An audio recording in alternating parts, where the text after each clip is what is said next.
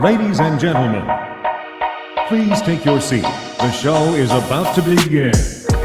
Presented by Front Yard Fantasy. I'm your host, Simon. Joined as always by my wildly handsome co-host, John Luke Garofalo.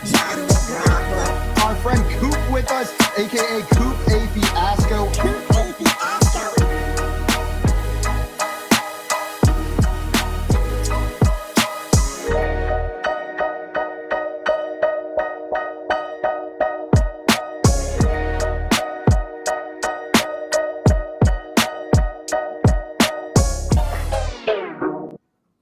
What's up, everyone? Welcome into the Front Yard Fantasy Morning Show here on Better Sports Network. I'm your host, Simon, joined as always by my co-host, Andrew Cooper. What's up, Coop?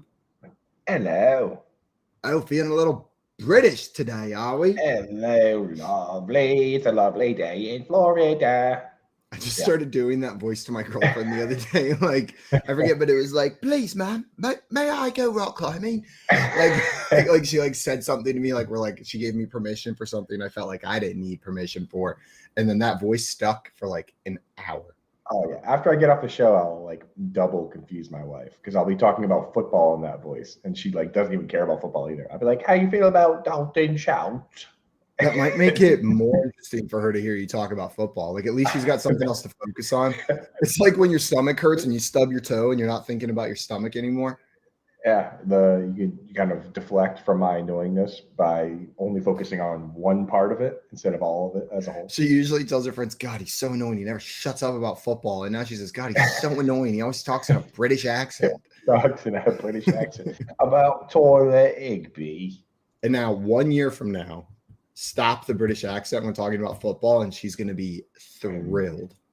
Exactly, dude. You got, we talked about it yesterday. Sometimes you got to move the goalposts. We talked about it with our Uber food app. Like, if you just create the fight app, the Tinder for people who want to fight, then now the one where people share lasagna is a little more acceptable.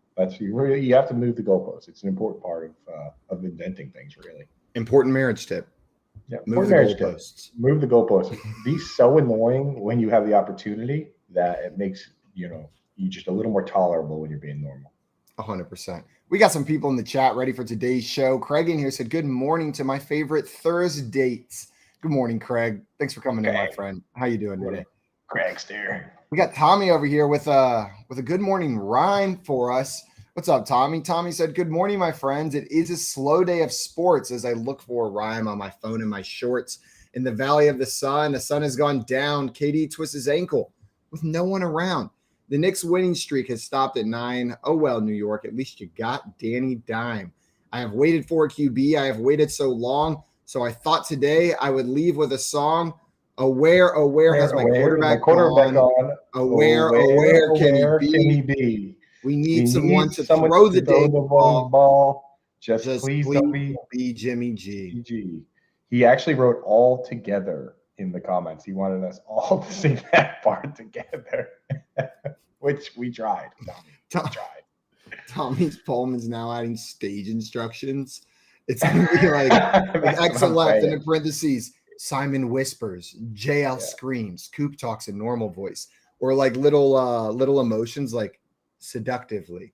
Yeah, Tommy, we got to work on it. That was the first time you gave us stage instructions to sing it at the same time, which we know we didn't do well. We were here for that. But he says, most out of sync ever. And we'll work on it. You used to come in and do one rhyme. Like, it would be maybe at 8 words. Now we got it's basically a play we're putting on here.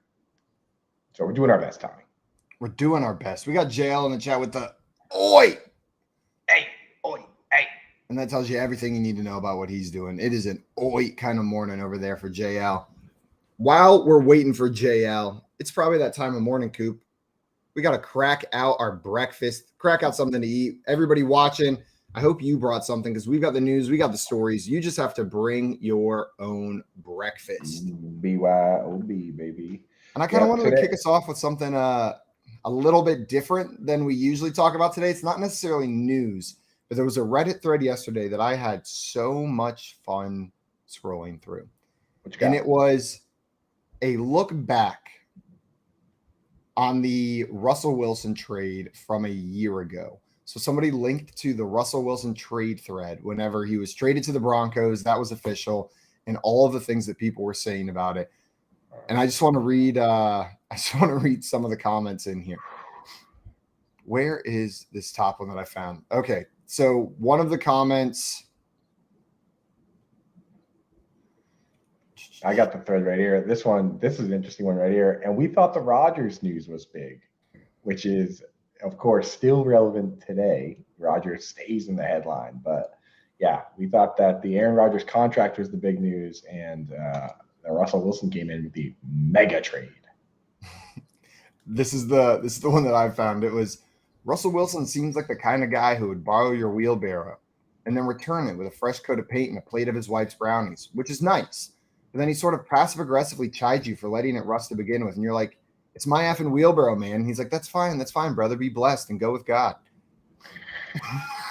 Dude, people on Reddit are the best, bro. Because not only did they write that before all of last year happened, like, not only did they write that in general, they wrote that before all this stuff happened, and then that's exactly kind of how his tenure has gone so far. Like, the people there are just not responding to his like corny hokiness. That is such a perfect comment. It's beautiful. The guy who commented it came back, like he was summoned into the thread, came back and made another one. He said, Russ really is that dude. He's the kind of guy who sees your buddy park his truck out front of your place on Sunday. So he comes to knock on your door like, hey, neighbor, the homeowners association says we aren't allowed to park guest vehicles along the curb on weekends. And you're like, dude, come on. You aren't even in the HOA. And Russ is like, don't worry about it, brother. I've got plenty of space in my driveway for that big old Nissan Titan. Heck, I'll even move it for him. Where are those keys at? And then he does a little pose like he's waiting for a snap. Dude, this thread is amazing. Somebody said, does Russ know that when he cooks at a higher altitude, he needs to adjust the temperature? It's okay. Now we know exactly what happened. That's the person commenting on it. He didn't adjust his cook temps. It's incredible, man. No, and then if you spend some more time scrolling through that, you'll find one or two Broncos fans under every single comment saying it's a bad trade, just saying like, "Oh, you're salty. You're salty. Get over it. Grow up." Yeah. It's a beautiful thread. What's up, John Luke? Boy, Jay out. My boys.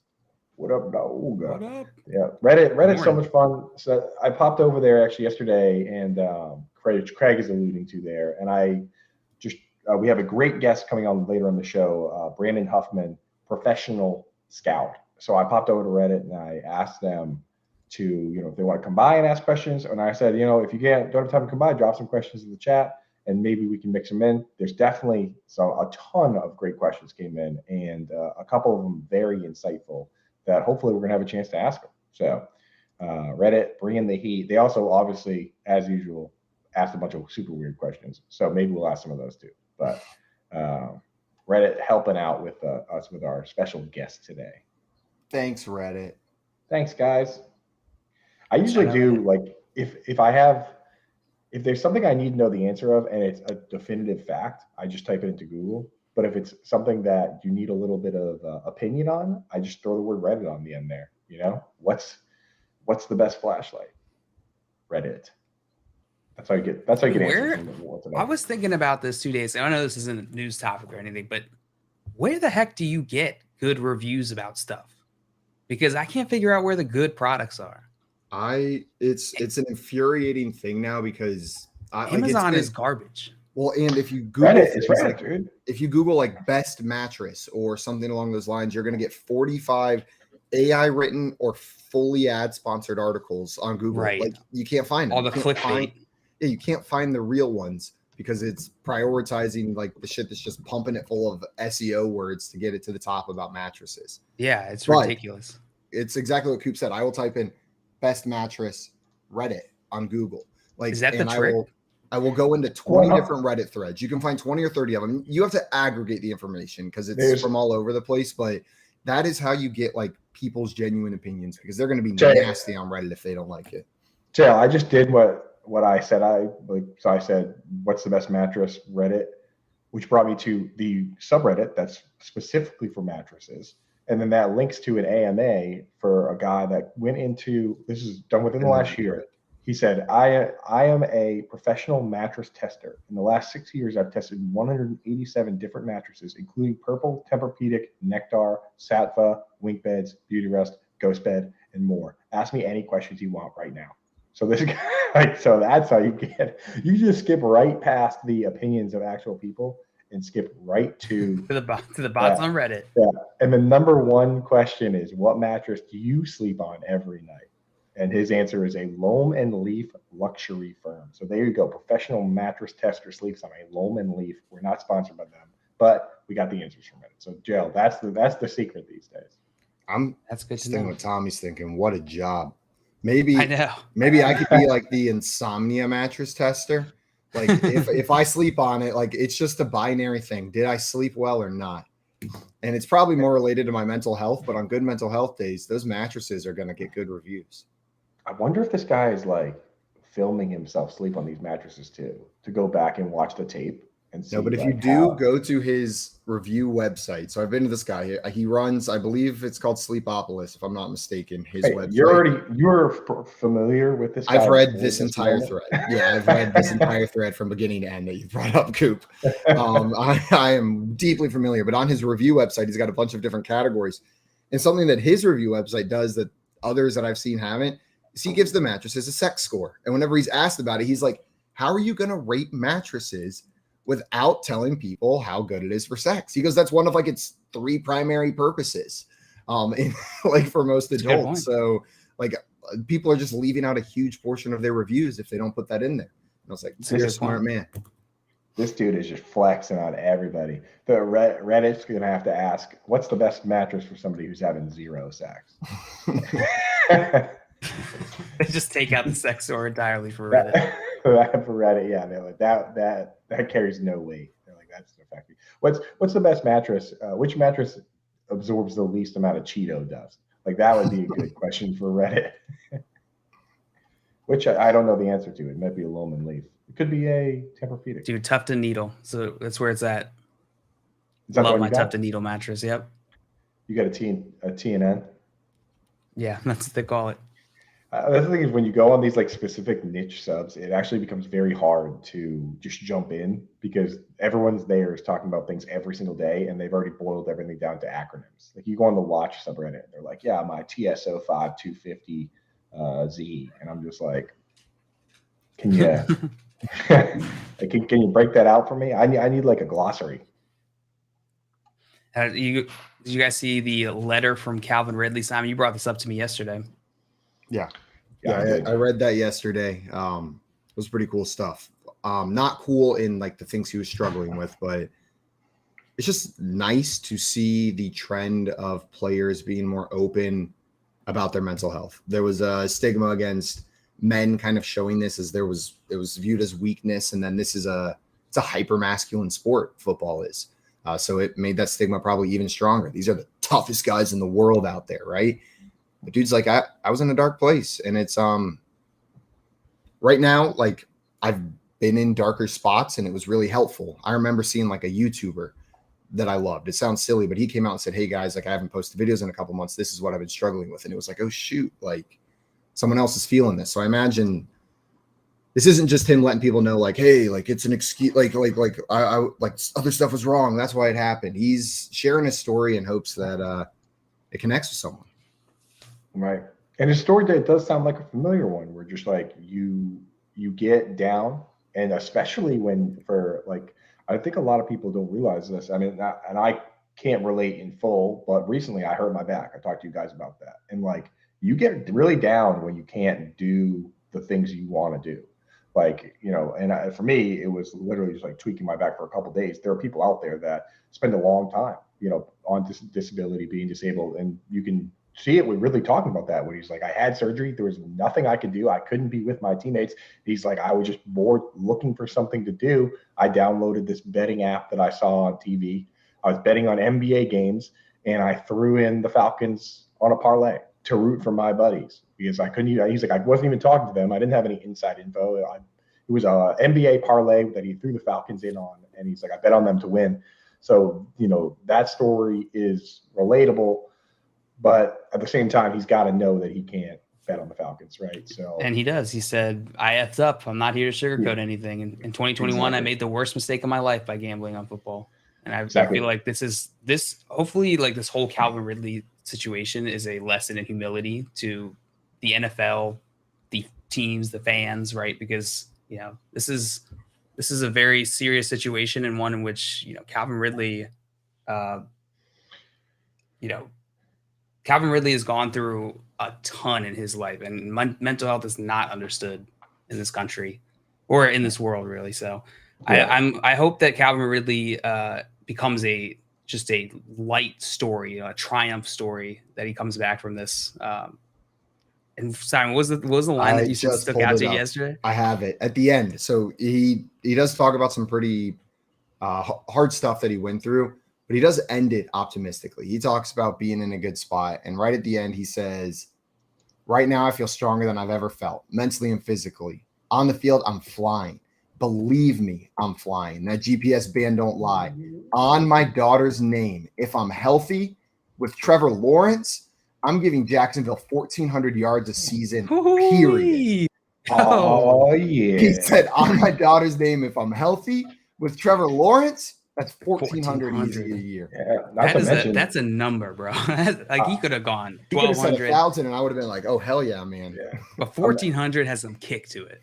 I'm not gonna lie, dude. Because I read these stories, and from the emotional aspect, I obviously enjoy them. That I also am a fantasy gamer, so I'm reading through this, and I'm like, wait a second, he had 1,700 yards and a foot he needed surgery on. That sounds like a healthy Calvin Ridley is going to be wheels up. So I'm in, man. I'm loving it, dude. But definitely everyone should give that a read, especially Jaguars and Falcons fans, right? Get some perspective on this player, why he left your team, why he's on a new team, and just try and have a little respect. And to your point, guys like Darren Waller and Chris Carter, their struggles, which were like if you think about Darren Waller, his struggles were a lot worse than what Calvin Ridley kind of went through. Like that's not just compare them. You don't got to compare them, but now that's just still for all of them. That's just a small part. Like Carter and Darren Waller, their struggles, that's now a small part of their story, and the success is the big part. So hoping Calvin Ridley can do the same thing. There's the number of people I meet that like just love Darren Waller, but their first introduction to him was as a Raider in that breakout season is really high. Like you're right. You can keep going, and this is the next step in Calvin Ridley's NFL adventure. We're rooting for it. Yeah. I had a funny quote about Aaron Rodgers yesterday. It came from a tweet, and the first time I read the tweet, I was so confused. It was from Aaron Nagler, and he just used a lot of names with no context, but it is a funny story. So first I'm going to read you the tweet, and then I'm going to reread it in the easy to understand way. Okay. So Aaron Nagler said, fun story. Rodgers was so pissed that McCarthy let Van Pelt walk. He refused to speak to Cignetti, who for much of the year had to relay anything he wanted to say to Rodgers through Boyle. Good times. Which sounds like just some straight up middle school drama, but it is. Aaron Rodgers was so pissed that head coach Mike McCarthy let quarterbacks coach Alex Van Pelt leave that he refused to speak to Van Pelt's replacement as quarterbacks coach, Frank Cignetti Jr. So Cignetti Jr. had to spend much of the year relaying anything he wanted to say to Rodgers through third string quarterback Tim Boyle. Oh my God. That's amazing. Were they like in the same room? It's in the same room. Tim, tell Aaron he needs to keep his elbow up on throws to the flat. And Tim turns, he's like, Aaron, and Roger's like, I heard him. That would be the best. Dude. He's just sitting there like this, like not looking over at the. That is so childish and amazing. I really do love that. The line you just said, I heard him, I can just see Rodgers screaming in the locker room. Yeah. Speaking of I heard him, I see NKC Rules in the chat with a big, strong good morning there. Good morning, as well NKC. As Albert in the chat too. Good morning, everybody. Good morning, Albert. Good morning, Albert. What up, guys? Well, speaking of Aaron Rodgers, that's not the only negative news coming out about him. It seems like the Packers are ready to move on to Jordan Love from the reports coming out. They're saying they're not even that interested in keeping Rodgers on the team. In a perfect world, he'd retire or leave. And this was from Mike Garofalo. He said that the Packers aren't asking for an offer they can't refuse from the Jets for quarterback Aaron Rodgers. They said, let's get as fair of compensation as we can to just move on and turn this thing over to Jordan Love. Yeah, dude, that's literally like what I said to my wife about like all the wedding decoration stuff. She's like, I'm gonna sell it online. I'm like, just get it out of here. I'm like, whatever, if somebody will take it. Like the way he describes what they're doing with Rodgers is like how you get rid of something on eBay, right? You're like, let's just get something for it so we can get it out of here. Yeah. Right. I don't think that's a bad move though. Maybe they try and get some compensation to get a quarterback. I just have a hard time believing they're gonna put their trust in Jordan Love. It sounds like they want to move on from Aaron Rodgers. I think this is going to be a situation where maybe the Jets take on a bit more of that contract, a bit more of the financial obligation to prevent or to avoid sending higher draft picks. Because I don't see the Jets sending their first round pick this year for like an old Aaron Rodgers, for like a late 30s Aaron Rodgers. So what, like a second and a third, maybe one this year, one next year, plus taking on some of that contract would get it done.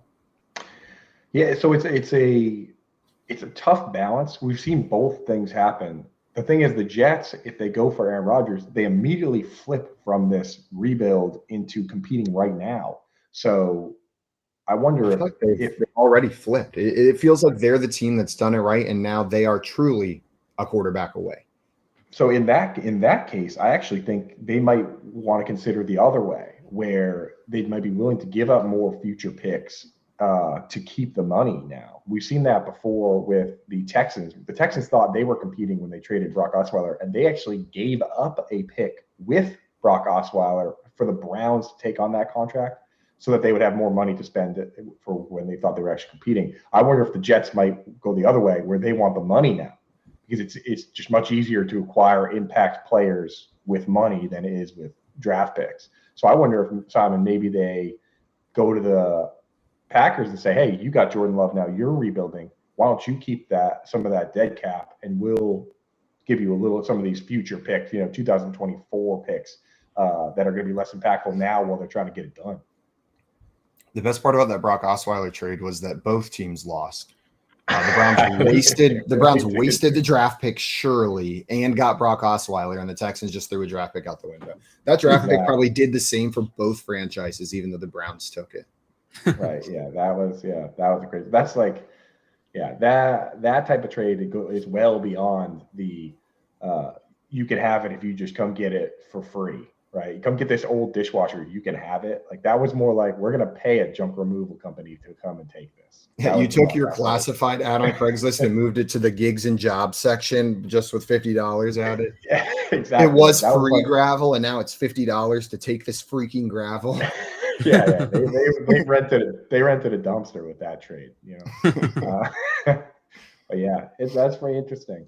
Now, on another quarterback news that I think this news might need to finalize itself before we see what happens with Rodgers. I saw some rumors coming from Matthew Berry that he seems, not 100% confident, but he seems pretty confident that Washington is in the mix to get Lamar Jackson. We've seen basically a lot of smoke from the Falcons, and then now, honestly, the most notable name in our industry, if you consider our industry fantasy football, Matthew Berry is the guy, and he's transcended to the point where he's on the actual broadcast now as a fantasy football guy. So when he says something, especially that impacts us in fantasy football, I listen. Do you think that it's a real possibility that Lamar ends up in Washington? Absolutely. Like you said, I mean, Matthew Berry is as credible as it gets. So if he's going to put something out, I do believe he's put a thought into it, and he's not just throwing things out there. He doesn't need clickbait. So I think there is probably reason to believe the Commanders are in the mix for this. It also it isn't unreasonable. Like, that's not an unreasonable rumor anyway, right? I kind of figured they might at least be in the mix somewhat. Brought up the story a couple days ago about the article I was reading about Commander Dan Snyder giving the finger to the league by drafting or by getting Lamar Jackson. And that would be the whole escrow thing. Trade all the future picks, dude. Sign him to a $300 million guaranteed contract. Screw you, Jerry. See ya. I wonder. Jail's mom in the chat saying Lamar in, Snyder out. Heaven. You know what? Heaven. As a Commanders fan, they'd probably be pretty happy with that move. Lamar Jackson gets to be your new quarterback and no more Dan Snyder. I might have to be a Washington fan again. Switch back. Yeah. Or just like bring him in the mix. You know what I mean? Bring him back in the fold. Yeah, like you're not full Washington, but you'll go Commanders every once in a while. Yeah, I grew up a Washington fan. I feel like I'm having similar feelings to the Falcons. Like I didn't grow up a Falcons fan, but I grew up in Atlanta around lots of Falcons fans. Like that's why I want Lamar to go there because I already kind of like cheering for them. And if he goes there, that'll just make it even more fun to cheer for a team that I already like cheering for. Do it. Screw these stupid norms about teams and fanhood, man. Get out of here. Leanne asked me yesterday, like, are you a Falcons fan now? And I was like, I mean, like, they're in tier 2. Like, Browns are number 1, but I'm mad at them. So it's like Falcons, Raiders, My fanhood isn't binary. Jaguars are like, those are the teams right now that I like cheering for. Yeah. It is. It's 2023, JL. We all have 100 fantasy football teams. You can root for whoever the hell you want. And I'll tell you this right now. One of our most important metrics on this show, always has been, how good does the player look in the uniform? There's no question. It's true. I consider that every time. 100%. There's no question Lamar Jackson's going to look way better in that Falcons, especially the old dirty. I thought you were about to say Falcons. Washington, and I was about to just tear you apart and just be like, you ugly The thing is, though, there are players that Would you gonna be ugly-eyed goofball? You ugly-eyed goofball! How dare you? No, but there are Covering from that one, Coop. Yeah, devastated. I got smoked, man. I gotta close my ugly eyes. So well, you said only one, so like, which one is it? Right? Good luck. Yeah, I gotta figure it out. I'll figure out. Just we all know. You don't know. Ever in the chat's like, oh, we know. It's the right one. Aaron Rodgers in the corner. Alrighty. Tim, it's the right one. Somebody asked Tim Boyle. Yeah. But the thing is, I think there are players that would look better, and it's not just that their uniforms are just straight up always better. I think there could be players that look better in Washington's uniform, but Lamar Jackson, he just feels like a dirty bird, doesn't he? Yeah, I'm trying to think of what quarterback currently in the league. Carson, Andy Dalton. In a Washington jersey. Andy Dalton looks about right in a Washington jersey. Yeah, or somebody. The command, they are kind of regal. Yeah. For some reason, I can see Kyler Murray in a Washington jersey so clearly in my head. Really? I can't. I can just like picture him walking in. And I got the answer. It's Zach Wilson. Zach Wilson. Only if Dan Snyder's still there. I want to see them perfectly. have a. Well, they do have the W on the helmet, which would look cool if you are Zach Wilson. W for. Maybe that's where he's going to have his bounce back. We'll have to see. Yeah. I feel like it's going to happen. Now that I said it, I just feel it in there. Tim in the chat says, yep. Yep, there it is. you let him know. Yeah. Quarterbacks coach Tim. Simon is gone, but that's okay. We will move on. He'll be back. Yeah. Did you see the man, the myth, the legend, Chosen Anderson was cut by the Cardinals yesterday? Saved $12 million on their cap space. How do you feel about that one? I mean, the thing with guys, and in our minds, I think we feel a lot of times guys like that get traded and then they get cut. It's the end of the world, or then that's a bad trade. But the reality of the way the contracts are set up is if you do get traded, none of the guaranteed money goes with you. Same with like if you get claimed off waivers. So when you're going through your roster and you're saying, where can we save money?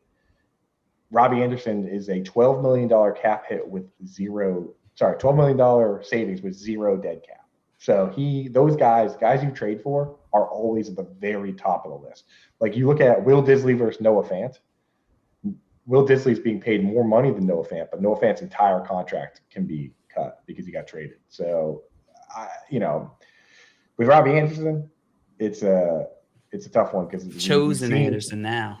With Chosen Anderson, we've seen a number of instances that have led us to believe that maybe this guy might not be all there. The top of the list being the whole incident with the cop. I'm not going to say exactly what he said on the show, but type in something into Google like Robbie Anderson spits on cop. Or definitely don't need to do that. Yeah, but if you do that, then you'll see some of the character issues he might be dealing with here. But I don't know. Do you think he gets another shot, Chael, or you think this is it for Mr. Chosen? I think he gets a shot. I think he's a good wide receiver. I think he can be a valuable asset on a lot of different franchises in this league that could use a player like him. Robbie Anderson would have been the best wide receiver on the Ravens last year. Is that a ghost? Yeah, it's true. Yeah. The thing is, you have to be confident that your organization can take on big characters like that, guys with big personalities, guys willing to change their first name to their Twitter handle. Yeah.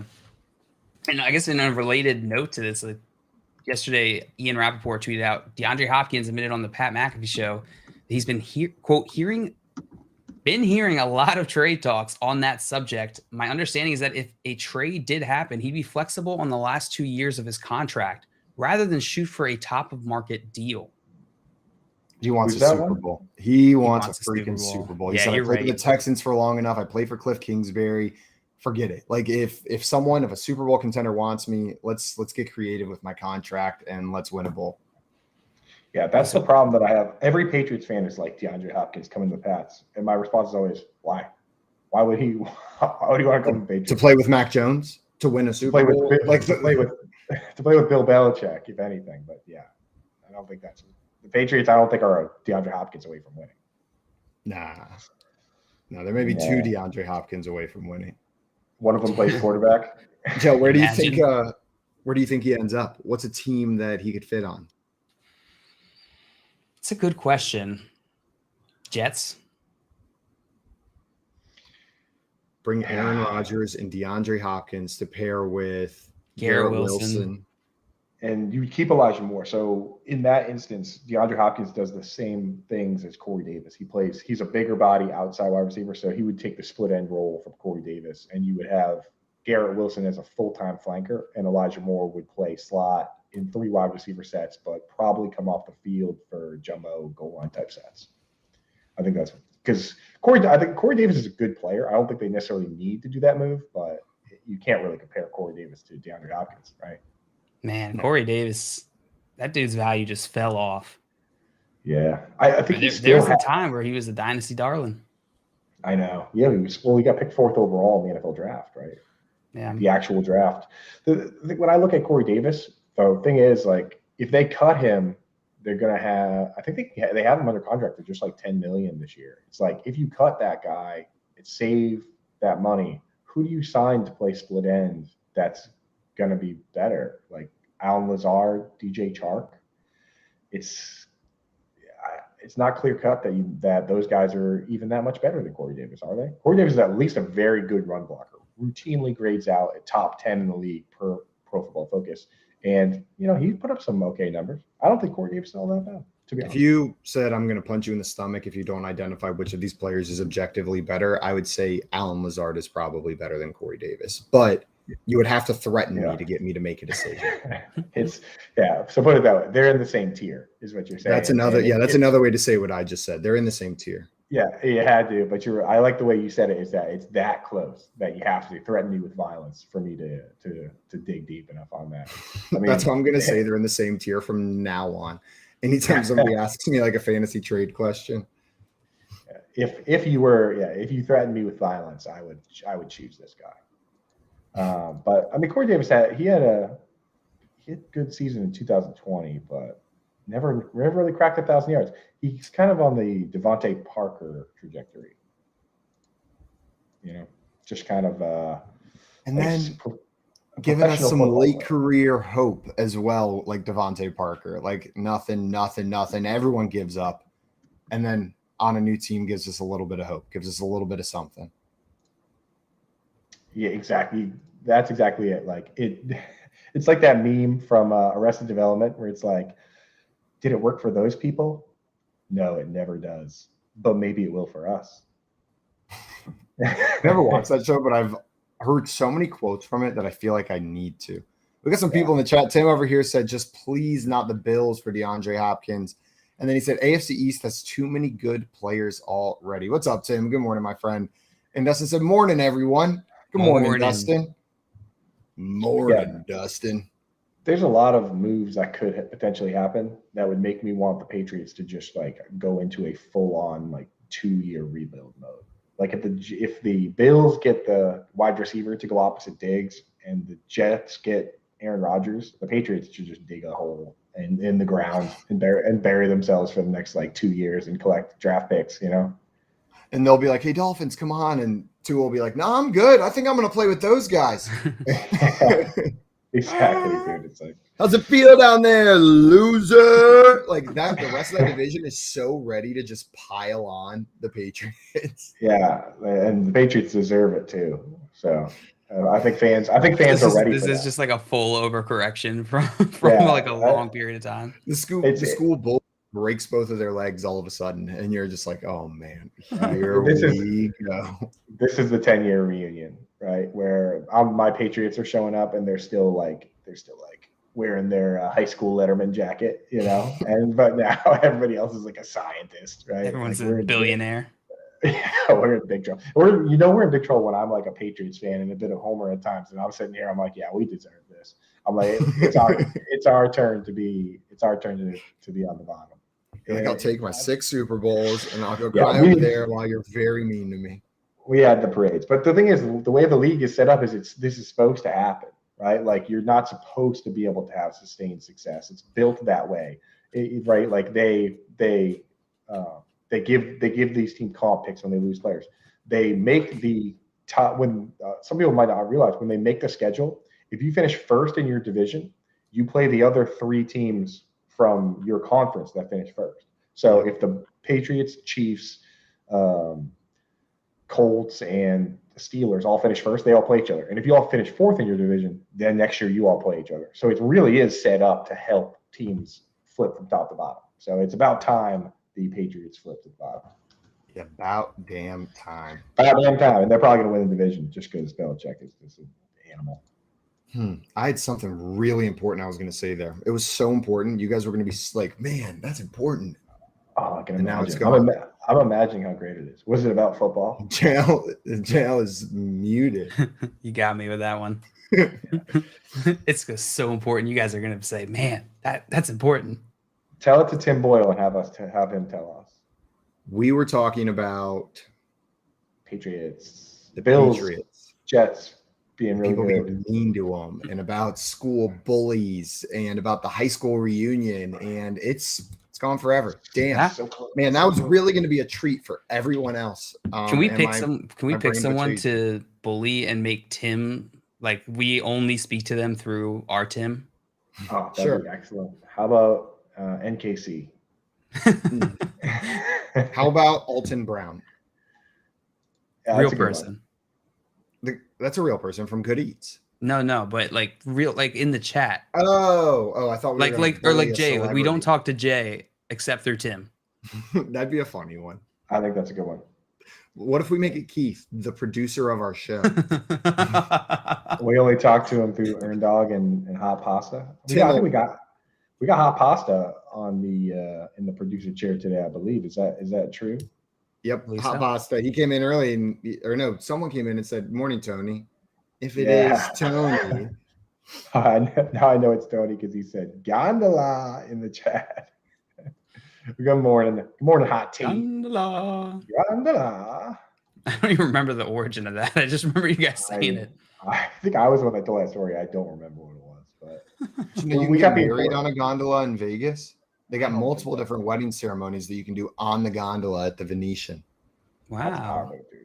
I was looking up all the different wedding ceremonies in Vegas because I was curious about the stereotypes that you can just like walk up and have Elvis marry you in 4 minutes. It's a little bit more complex than that usually. That's the one I always picture. Some like seedy motel where with an Elvis impersonator doing the marriage. That's the classic. The best one is the drive-through. They have a drive-through wedding chapel that you can get. The Taco Bell one? I know that's just a Taco Bell with an upstairs area that you can rent out for your wedding. But no drive-through. This is not like a drive-through fast food. They're not like giving you like, yeah, you want any Diablo sauce with that marriage? It's just like all they do at the drive-through is weddings. That's right. Cool. I like that. I got getting back to some football. I have a very interesting quote from Kevin Stefanski, who is the head coach for the Cleveland Browns, known as one of the most run-heavy coaches in the league. Uses more 3 tight end sets than most teams use 2 tight end sets, but he uses a ton of both 2 and 3 tight ends. Guy loves tight ends. He loves running the ball. But this was some interesting quotes from him on running. He goes, somebody asked him, you're not going to establish the run first? With a question mark. With Stefanski talking about Deshaun Watson and passing the football. And Stefanski said, that's a fallacy. You don't need to establish the run to throw it. Play action, it's been proven that you don't need to have a good run attack or be running the ball. There's a lot of good data behind that. So it's funny to see one of the most run-heavy coaches in the league pushing back on the narrative that you need to first establish the run to throw the football. I think where he was really pushing back is if you read more quotes from this interview that he had, he was like, I always think it's great when someone says, oh, X and X team is undefeated when they give so-and-so the ball X number of times. And he's like, yeah, let me give Nick Chubb the ball 24 times to start a game and let's see if we win that one. I think he's going like all these like you got to look a step further than the numbers. It's not just Nick Chubb touched the ball 24 times, Browns win. I think what he's saying here is like, look, it's more complex than just we have to set up the run to pass the ball. Like there's a lot more going on here. Of course we want to run, but the data says like play action negates some of the effects that establishing the run has on the pass game. So we can make it happen. And it takes 2 seconds to just think about what a big win looks like. Like running a lot of times is the luxury of the team that's already winning. Like a lot of these games when you're up by 20 points end with you handing it off, to Nick Chubb 10 times. So a lot of times it's a kind of a chicken and the egg thing. Did Nick Chubb get a ton of carries to win the game, or did he get a lot of carries because you were already winning the game? My favorite thing is whenever you encounter someone who's like more football than analytics. It's like, oh no, I'm all intuition over analytics. It's very clearly I don't know what that is. It's all football. It's like it's just an easy way to explain away simple, just not understanding simple statistics. Because if you actually understood statistics, you wouldn't say, yeah, I'm going to choose the path that's less likely because it feels good. Or you might, but you would have to acknowledge that you're doing it in spite of the statistics saying that it is the less likely route. That person, Joe, that does that always goes, bah! Bah! Yeah, that's one of their favorite phrases. You just described every baseball radio announcer over 60. That's just like immediately they're like, rabble. XFIP, what are you talking about? I can see a 2-seam right there. They just immediately dismiss all the statistics because they don't want to learn them. Right. I mean, I'm sure, yeah, and your baseball is a good comp, right? Because I imagine this is like everybody before sabermetrics and everything. Oh yeah, I have the MLB at bat app, and I'll just throw on games and just kind of listen in the background, and they're 100%. I'm not gonna call anybody out by name, but they're 100% are some dudes that are just like it's like they pair a young announcer with an older one, and the young guy's like trying to share that stuff, and he knows that it drives the other guy nuts. And you'll hear, it's the White Sox, but you'll hear the other announcer be like, "Shut the hell up with that stuff." Yeah, Terry. I'll call him out by name, Coop. Shove your numbers up your ass. Yeah. It's just like, yeah, that's fine and all. He hates the shift. He hates like anything, anything that has to do with playing the game by the numbers. Ridiculous. This is the Browns. The Browns, like him saying that, I think is pretty interesting though. Just because I don't feel like he comes out publicly and talks a lot about the run game and their strategy. Maybe I just missed that, but it's cool to hear his perspective on that. I think part of it is no one gives a shit about the Browns for the most part. So like they're not the Kevin Stefanski isn't in the news all that frequently right now. I've heard him talk a little bit about it, but you're right. This is more in depth than he's gone with some of this stuff publicly in the past, at least that I've seen. Yeah. Tommy in the chat said futures are out. Saints plus 4,000, Patriots plus 6,000, Browns plus 3,500, and Ravens plus 2,200. I'll take none of those. Ooh, Yeah. None. plus No. 6,000. That sounds like a here, sportsbook. Take my money. Yeah. Is that the voice? Thank you so much for the little paper slip that I can throw away in 8 months. Thank you, FanDuel. When not a single one of these teams actually makes the playoffs. Yeah. There's I made that mistake with the I put a bet on the Browns last year to win the AFC championship in the summer. Big mistake. You're just trying to support your friends. You did a Dolphins one too. Dolphins Brown Brown. correctly. And then you said, screw Jay. I'm not betting on the Giants, and Coop can eat my butt because I'm not betting on the Patriots either. Yeah. What? Not betting on the Patriots. So there's some interesting ones. I was looking at these yesterday. Two of them that interest me are the Washington and Atlanta ones. They're at plus 8,000 right now. What do you think that goes to if they land Lamar Jackson? Plus 5,000. Plus 5,000 would be ahead of teams like Pitt, Carolina, New England. It would basically be even with what you can get like the Giants at. They'd be like Giants, Vikings, Raiders are in that range. Seems reasonable to me. Why are the Raiders at plus 4,000? They should be like plus 40,000. They don't have a quarterback. They got Jared Stidham. Oh, I forgot about Stidham. Jared Stidham. That's worth a Super Bowl. The Stidham is set up all right to come in with, at least from a receiving core perspective, Devontae Adams, Darren Waller, Hunter Renfrow. Like he's got it pretty good as far as coming in as a starting quarterback for the first time. Yeah. We got to do a futures segment. Maybe we'll do that next week. We'll do some of that. Because I'm looking at some of the options here on the FanDuel Sportsbook, and there's some interesting names. Yeah, we'll get in there. The timeline, the way they set it up nowadays is amazing for the offseason. Like everything used to happen all at once, and now they've spread it out like perfectly. Like we get the combine all week. We talk about the combine. On Monday is the legal tampering period, which was supposed to be when players are allowed to start talking to other teams. But what it's turned into is the big major deals all get announced on Monday. So free agency basically opens on Monday, and then we get to talk about free agent deals for a week. By the time we get through that, we're already at the draft. So, I mean, and then once the draft happens, we're already into dynasty, rookie drafts. Then it's best ball season. Then we got Did they change the schedule? They have in recent years where they moved the draft back a little bit. Because it feels way more smooth so far this offseason, but I can't tell if that's just my perception of it. It used to be like combine free agency draft was just like all a big block. And then they kind of spread it out to where it's like now it's the whole spring. I got you.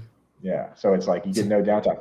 And then it's like with best ball and the Scott Fish Bowl being in like July, we're already pretty much right back into football, fantasy football. So there's no reason to slow this train down, you know?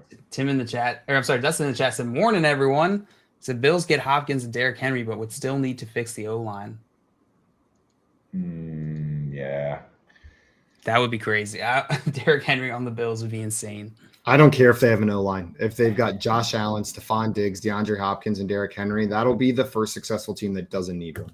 They could do some formations with only like two linemen, right? Derrick Henry will do it. They'll just alternate. On pass plays, Derrick Henry stands in the middle and is like, okay, I got this. And then on run plays, he runs. There we go. I just wrote your playbook for you, Buffalo Bills. Josh Allen like rides piggyback on Derrick Henry as he runs across the field. The Bengals Josh Allen's holding the ball. The Bengals got within shouting distance of winning the Super Bowl without a good O-line. So it's not. That's got to be against the rules, right? Can't carry a teammate. You cannot. No. Can you throw a teammate? Absolutely not. Otherwise, it'd be so hard. If you can throw like Kyler Murray's the only one you're gonna be able to do that with. Maybe Darren Sproles. Otherwise, if you were allowed to throw teammates, field goals would be way more exciting, right? Like one team. Started typing in, can you throw I typed the letter T and Google auto-filled it to a teammate in football. Right? Maybe I've searched this before. Dude, or they heard us. if you could throw teammates in football, I would have a full-on like cheerleader unit out there, right in the end zone, right in front of the goalpost, and you're just chucking a flyer up there to try and grab that ball. Like that would be amazing. Tim in the chat said, I mean, giving Nick Chubb the ball 50 times would still probably work. Probably would.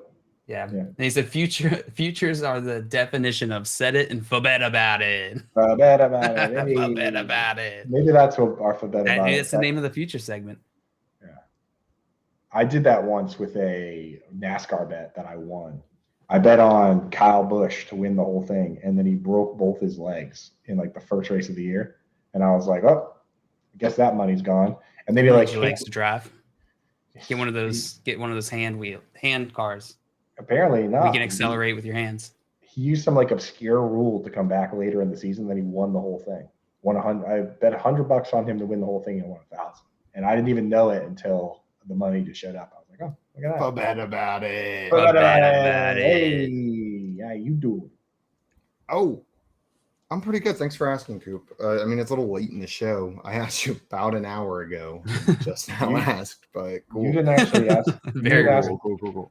You didn't ask me what I was eating for breakfast today. That's because I don't care. Oh. Just kidding. It's because I forgot and I was getting defensive. I was making an attack at you to cover for my lack of preparedness in that situation. It's very self-aware. It's very self-aware. I think we could potentially get beyond all of this. Maybe if there were some sort of game that we could play together that could maybe build some camaraderie. Potentially, we could play something like Weddle Game, maybe. Before we get into Weddle Game, though, I did remind everyone we've got a new game here at BSN that you guys can join in and play along with us. The NFL Free Agency Match Game at bettersports.com/game. So we've been talking about these free agents, kind of where we want them to end up, fun places. So now you just got to go match 10 NFL free agents with the team that you think they're going to sign with.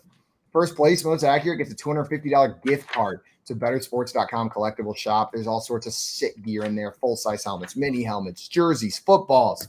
Medium-sized helmets? Medium-sized helmets in the Better Sports shop. So just go do what you're doing already. I know all of you already have opinions on where you think all these free agents are going to go. You might as well go put them in on Better Sports on our website and see if you can win some sick gear. I'm adding that to here's the pitch, medium-sized helmets. They got mini, they got full size. Now we got medium. Yo, honestly, that might be like the perfect display size. Like that's what I'm saying. I think it's a good idea. You're a freaking genius, JL. You're a freaking genius, Simon. Coop. You're a freaking genius. And now let's get into Weddle Game. We're all geniuses. We are all geniuses here as a collective. All right. Who are we starting with? I think Coop's in charge because yesterday you said, no, I'm not picking. I guessed yesterday. I guessed T. Higgins. I believe it was JL's turn. And he said, I'm letting you guys pick. I'll do it. Don't JL, who are we starting with? Don't give it to me. Do it, JL. T. Higgins. T. Higgins. Okay, we'll start with T. Higgins. It's a good one to start with. We got the height exactly right and the number exactly right. Whoa. So the number exactly right, 85? What? This player is number 85. They're in the NFC because they're not the AFC. They're not a wide receiver, and they're 27 or older. Oh, so my first thought was Waller. Oh, but the 27. He's not AFC. He is AFC. I mean, yeah. So we need NFC. Oh, damn. Well, I feel like Waller would fit. I don't know what Waller's number is. Tight end or quarterback. It could be both of those. Barely 85 though. No, he's not. If it's number 85, it's tight end. I don't think I've seen an 85 quarterback. You're right. I'm not good at numbers, guys. Give me a break. All right, which tight ends are 85? Cole Kmet is 85. Dalton Schultz. Dalton Schultz. Dalton Schultz. Yeah. Cole Kmet is he's too old. He's too young. He's only 20. I think Cole Kmet could be right. No, he's too young. You're right. Too young. Way too young. He's too young. Yeah. Scott Fish said Waller is 83. Dang. Kind of close. That was close. Tim said, God damn, my first guess was completely wrong, all gray. And then he said, holy crap, I got it right on the second one after having nothing right at all. Right on the second one. And Tommy said, hey, diddle diddle, too young to be Kittle. Wait, that's kind of crazy, Tim. Okay, I proposed Dalton Schultz, and you guys just repeated it in a British accent and then didn't say anything about it. Is he that old? I don't know. I think he's like 26. So that's pretty close to 27 if we're just saying I think. I think he is 26. Okay. Couldn't have turned. No, he has not turned 27. What about now if it Kittle's is number? him, I apologize. Kittle is 85. Is it George Kittle? Kittle. Let's go Kittle. I thought he's Georgie. It's George Kittle. George Kittle is absolutely correct. God, Nice. I am the winner. So Tommy, you were just wrong. You said, "Hey diddle diddle, too young to be Kittle." And I'm sitting here thinking, okay, I trust Tommy with all my heart. I'm not even thinking it's George Kittle anymore. Yes. You son of a Busted. Dalton Tommy. Schultz is 26. He turns 27 in July. Oh my God. He was exactly on that line. Yeah. So The level of confidence for someone who's turning 27 in like 3 months is really high. I was like, now. Whoa. I just wrote an article. 2 guesses. That's pretty I good. just wrote a Cowboys article the other day. Dustin did say to do the hard one today. Should we do the hard one today? Let's do it. We got time. We got it in two. We can do the hard one. Coop, give us our first player on this one. Weirds me out that he puts it in the settings for hard We mode. That's so gotta do- strange. I like to do a lineman for these to just Aaron So I see Donald. Tommy down here saying Weddle is wrong. Kittle is 29. And it said that in Weddle. It said he was much older than 24, so 27 minimum, which 29 meets the requirement of 27 minimum. Yeah. So we got it. Let's do Chargers offensive tackle Rashawn Slater. Slater. Later. See you Okay. Slater, bro. So this player is on offense, but not an offensive tackle. They're very tall, taller than 6'4", but close. So 6'5" or 6'6". This is a big And boy. they are close to 23, so 24 or 25, and they're in the NFC, not the AFC. Who's- And their number who's is the young tall guy? higher than 70. Okay. Higher than 70. So this is probably either a different offensive line position or a tight end. Whenever Kyle you combine Pitts? number and height. So Kyle Pitts is number 8. Unfortunately, you're And right, He's you're also he's also crazy young. I think he's like 22 still. Kyle Pitts is awesome, but he is 6'6", which there are very few guys that are 6'5" or taller. Yeah. And Who- numbers over 7. What about Sample? No, And he's in AFC. the AFC. Yeah. Who are them big boas in the NFC? Cole Kmet. Man, is he tall enough? I don't know if he's 6'5". Oh, he might be 6'5". He's He definitely might be 6'5". 6'5". He's a big He's guy. pretty tall. He's very tall. Get him Let's in do it. there. Let's You do want it. to try it? Yeah. Cole Kmet. Okay, NFC North is correct. Tight end is correct. Cole Kmet is 6'6", which is a little bit too tall. So we know that this player is 6'5". exactly 6'5", and Cole Kmet is 23, so a little too young. And the number is higher than 85. So we just need an NFC North tight end. Is it TJ Hawkinson? Is it Hawkinson? Tommy Hockenstein? It is not, but now the height is correct. We're slowly just filling in the squares. So he's 25. So we know this player is exactly 24. That their number is 88 or 89. They are 6'5", a tight end in the NFC North, not on Chicago or Minnesota. So they're on the Packers or the Lions. Man, Could be 89, Brock. isn't that Could be 87? Brock Wright. Is on Young. tight end. What about what was that one Where's guy? What was the Sternberger? Jace Sternberger? Is he Jason still around? Sternberger. No, Jace he's on the. Sternberger? He got cut by the Packers and now he's Damn. on the Bengals. He was on my dynasty team for a minute. Yeah, try Brock Wright. Brock Wright. Yeah, Brock Wright is Show me absolutely Brock Wright. correct. Oh Yeah. my God, I am the Go winner. for Yeah, I think tight they end call, tinkler. they call Brock Wright the Zebra King, and I think that's because I want to say he owns a zebra. Okay. The Zebra King. All right. It's a zebra. Yes, Brock Wright has an exotic ranch in Texas where he apparently owns a few exotic animals, but he has zebras. So they call him. I've seen him called the Zebra King.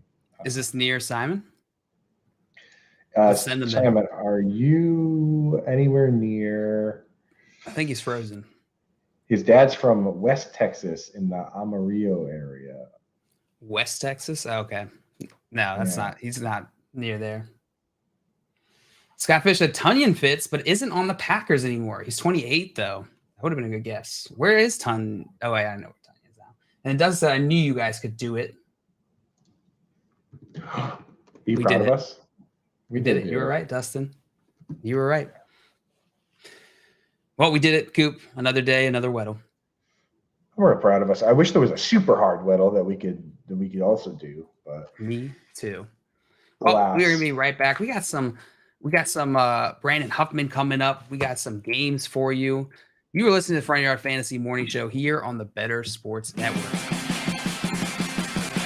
Talk about your picks and your fantasy teams on Better Sports Network. The importance of checking out the site that you're playing on. Default rankings of these sites. A lot of times they don't get updated. I know from experience. I used to write default rankings for the NFBKC, the basketball version of the NFBC. I'd write these default rankings in June for the NBA, before the NBA draft, before free agency opened up. And guess what? I was never asked to write an update article or update the default rankings. This happens a lot. Maybe if there's something obvious, it gets updated. Aaron Judge, for some reason, hurts his back. Maybe they make that change. Just maybe. But you don't know that. And that's why it's just so important that you show up to your draft room or you do that pre-draft prep. We're all busy. We know we're about to devote a lot of time to our fantasy baseball drafts.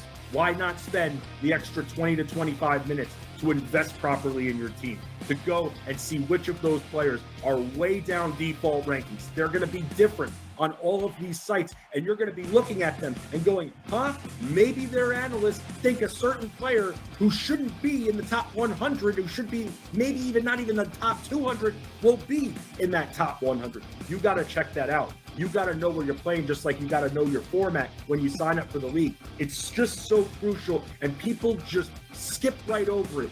You think it's cool to show up to the draft room 3 minutes before the draft. Well, number one, it's not cool because the commissioner's trying to make sure it's organized, especially me, who runs auctions.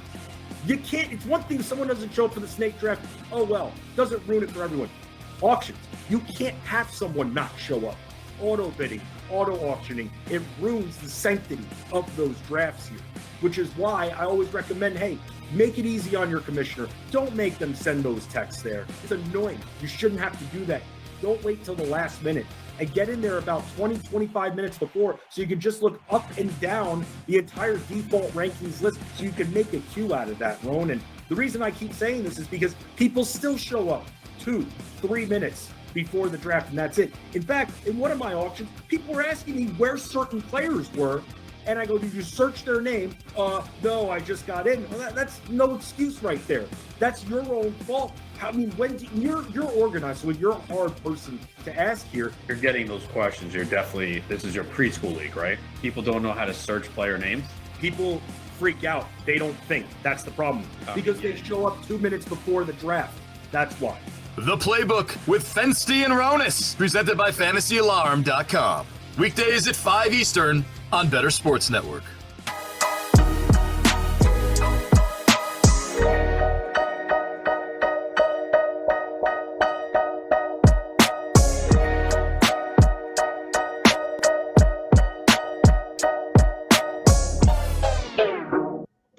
Welcome back in to the Front Yard Fantasy Morning Show. You got Coop in the Hogs right now. What's going on, Coop? Oh yeah. Are we Coop in the Hogs today? Or Coop in the Hogs. Are we Dave in 2.0? Coop in the Hogs. Let's ride. Yeah, Coop in the Hogs. Oh, Coop in the Hogs. Simon, where did Simon go, JL? Simon went to Argentina to save a bunch of lost llamas.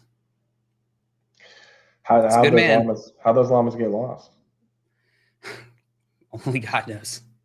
Only God knows why. And good thing that Simon can actually speak to God. Little known fact, and he's going to help him catch those llamas. So, Godspeed, young Simon. Godspeed. Well, we're going to get into our next segment, freshman orientation, where we break down the top players at a position here, incoming rookie class. We're going to do tight ends today. Yeah. Tight end Tinklers, freshman orientation. Coop, who's some of the top tight ends that you were looking at coming in?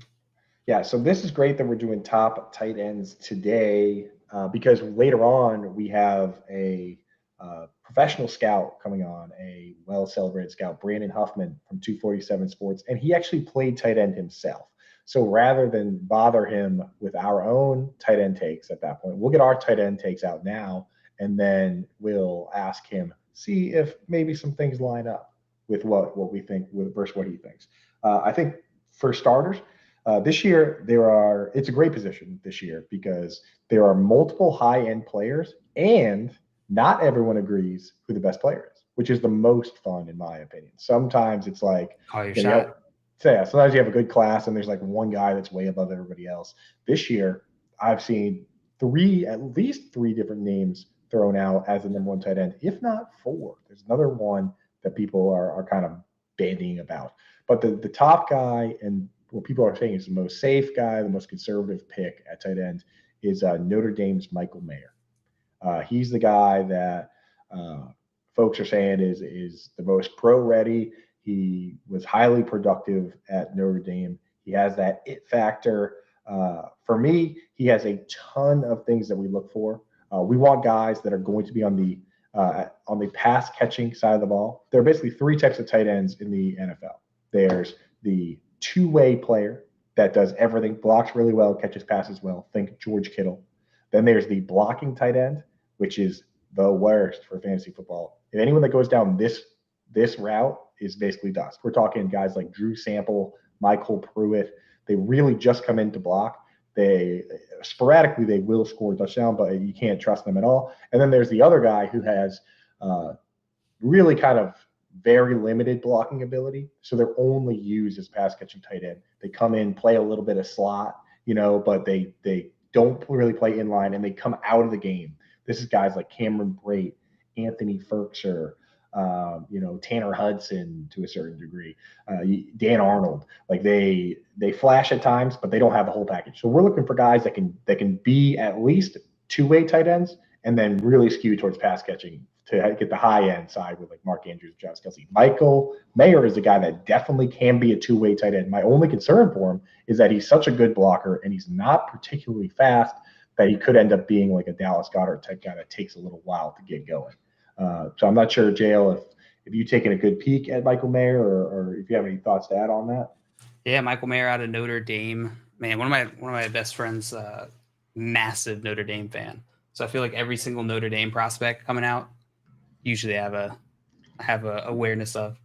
Yeah, I love having there's nothing better than having a mega fan in your corner for some of these teams. Like it's great with you guys at Clemson because you know everything about them.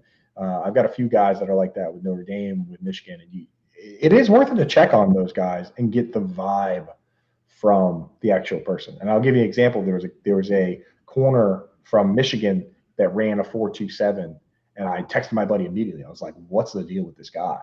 And he was like, "He's gonna be a starter." Sometimes they can get a little too fired up, but my buddy's pretty realistic. He's like, "He's gonna be a starter." Problem is, he doesn't have amazing ball skills.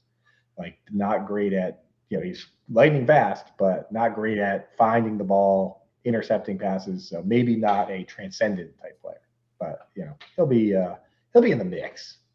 Definitely be in the mix. We got Nick in the chat. Said, "Good morning, you handsome SOBs." I skipped the nice part. You SOBs. Good morning, you handsome SOB.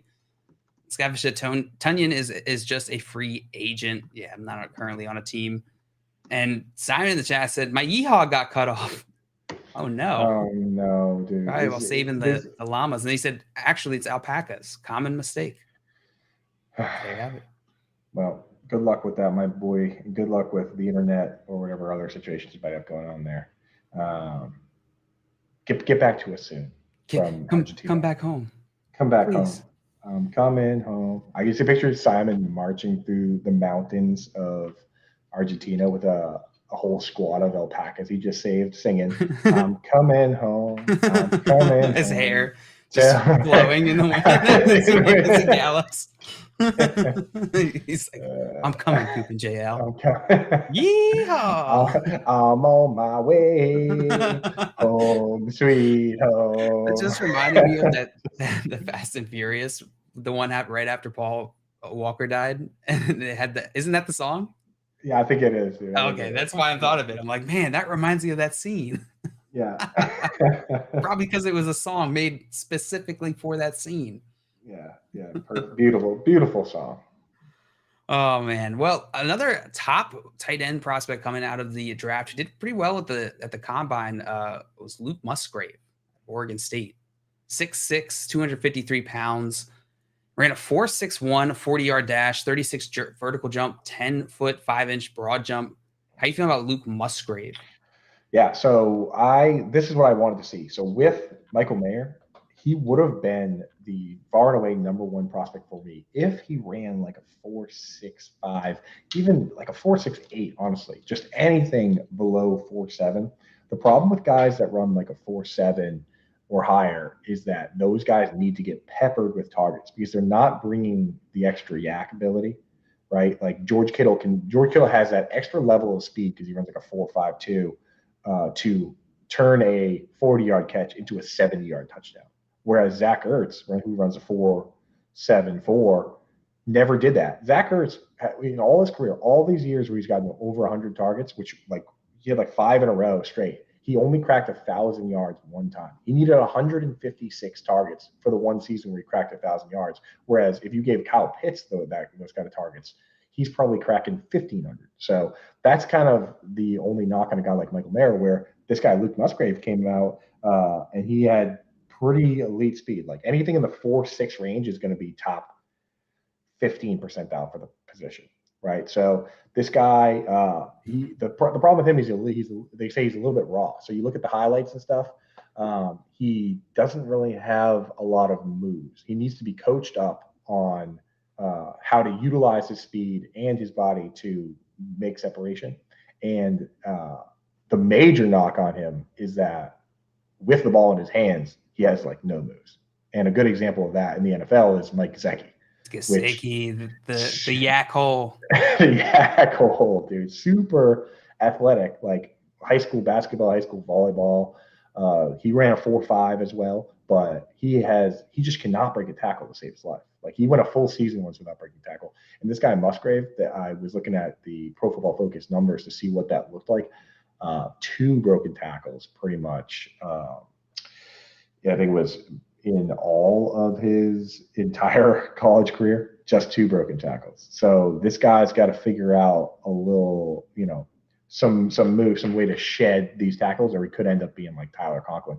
But I think he really, the combine really helped him in that he looked fluid in the drills and he put together some good speed numbers, where I wouldn't be surprised if he went top on this list. He's one of the 3 guys that I've seen actually mocked going first of the tight ends. So it's a real What possibility. round do you think, like, where does this class stand? What round do you think the tight ends will start coming off the board? Where will we see that first tight end go? So this class is so good that I think I would bet my bottom dollar there's at least 1 that goes in the first round. We could see upwards of 3 in the first round. And I've seen legitimate mocks from guys having 3 tight ends in the first round. So I think you're going to see at least 1 go in the first round, and you're going to see at least 3 total gone by the end of the second round, and possibly 4. So today we should at least cover the top 4, which Michael Mayer's 1, Luke Musgrave's on the list, and then I'm sure. Let's see who else are you looking at as far as top guys of it, Joe? Let me pull up my list. We also have some people in the chat. We got EJ saying, "Hey guys, what up, EJ?" And Dustin said, "I say 1, maybe 2 go in the first round." So yeah, I think the top prospects here that we got are, Luke Musgrave, Dalton Kincaid, Michael Mayer, Darnell Washington, Luke Schoonmaker. These are all top guys who really performed in the combine.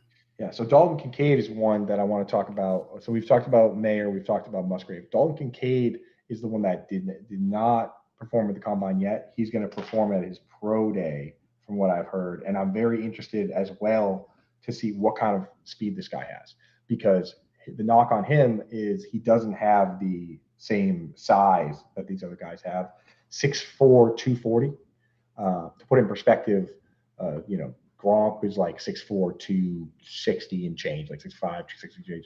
Kyle Pitts is like 6'6", 250 or so, right? 6'4", 240 is just a little bit bigger than Evan Engram. Evan Ingram's like 6'3", 235 or so, but he runs like a 4'4". So he relies heavily on his speed. That's how he gets it done. If you don't have the elite speed, you end up in danger of being like that Anthony Firkser type guy that isn't a full-time guy, that can't line up with their hand in the dirt and block. So I think for a guy like this, it's important for him to show that elite speed, for him to show that he can be used like a primary wide receiver, the guy that you put in the slot every single play. So I'm really interested to see what he does run at his pro day, because like you talk about Kincaid, right? Dalton Kincaid, yeah, you can't get any taller, right? Like, so you can put on muscle, but you can't get. He's not like he's gonna. Yeah, it's not he's gonna. You try. Yeah, he's probably done growing, so he doesn't have that elite size. So Dalton Kincaid is out of Utah. He went to Utah. He came in at the combine, measured 6'4", 246 pounds. Got a pretty good production score. Actually, the best production score out of all the tight ends at the combine, with a score of 90. He had a pretty fantastic combine. Dalton Kincaid. Sorry, go ahead.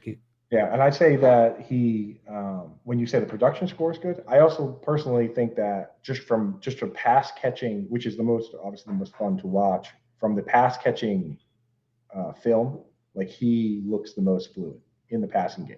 So for me, I don't think it's a matter of if he can catch balls and if he can be a pass catching tight end at the next level. The question is he a guy that you have on the field for the 80, 90% of snaps that we need to see to be a high end tight end? Or is he going to be a guy that plays like more 40 or 50% of the snaps as the next tight end that comes in and plays the slot or does whatever? So, we'll have to see that. The other thing that you have to take into account in Dynasty is that he is an older prospect, right? So like some of these guys, Kyle Pitts right now is 22 years old. Dalton Kincaid's already 24 years old. So, as far as long-term Dynasty production and value in Dynasty, when guys do start getting closer to 30 years old, they start losing value in Dynasty fantasy football. So if this guy takes a couple of years to become the starting tight end for a team, say it takes 2 years, now he's already 26 years old and you only have a couple of years of value versus some of these guys that are 21. So something to keep in mind as far as, as far as your dynasty leagues. I mean, for us, what matters more than anything is that they do anything at all. So I still like the guy a lot. It's just we'll have to see what he does at his pro day. Yeah, I'm with you. The comp I see here on NFL.com is Zach Ertz. They're giving him the comp of Zach Ertz, which that's high order. It's high order, and that's the difference is that even with Dallas Goedert on tall order. I think it's a tall order. That's a high order. Yeah, I've seen him comped anywhere from Zach Ertz to the high end.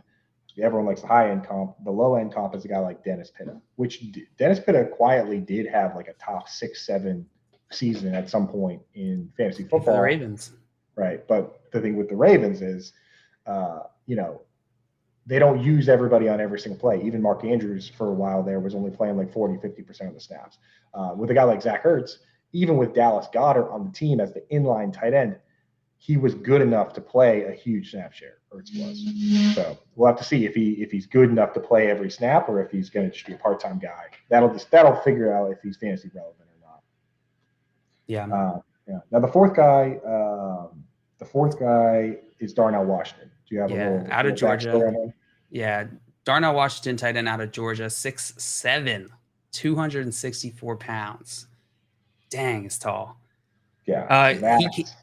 He had a pretty good combine as well. Came in ranked 4th in production score, ranked 2nd in athleticism score, with a total score of 85, which came in at consensus 2nd overall out of all the tight ends at the combine. Ran a 4.64 40, 31-inch vertical jump, 10-foot 2-inch broad jump, 21 reps on the bench press, and a 4.08 second 20-yard shuttle.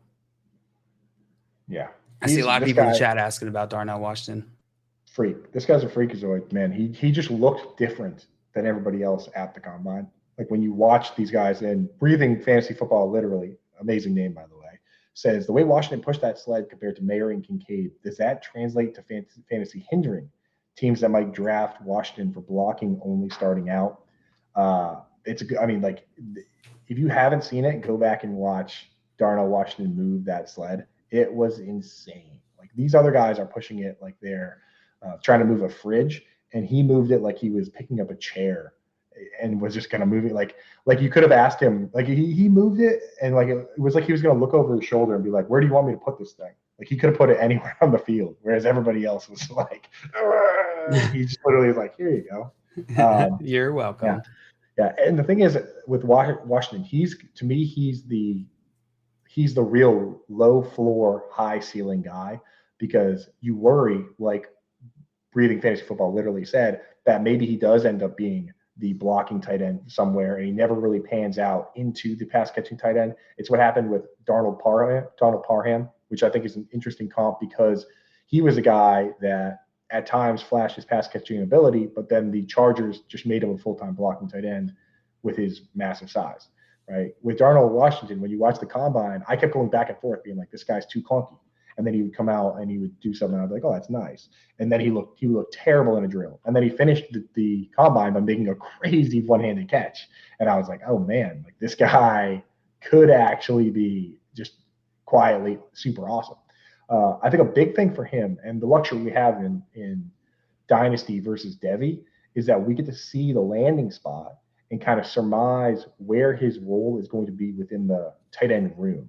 When you draft tight ends, a tight end coach in a modern NFL looks around the room and says, okay, this guy is going to block. This guy is going to come in and catch passes. Or they might sit here and say, Travis Kelce's so much better than everyone else that he's one, and then year 2 and year 3 and year 4, right? That's the ideal setup, is you have one starting guy. Sometimes they split the role up into different roles, though.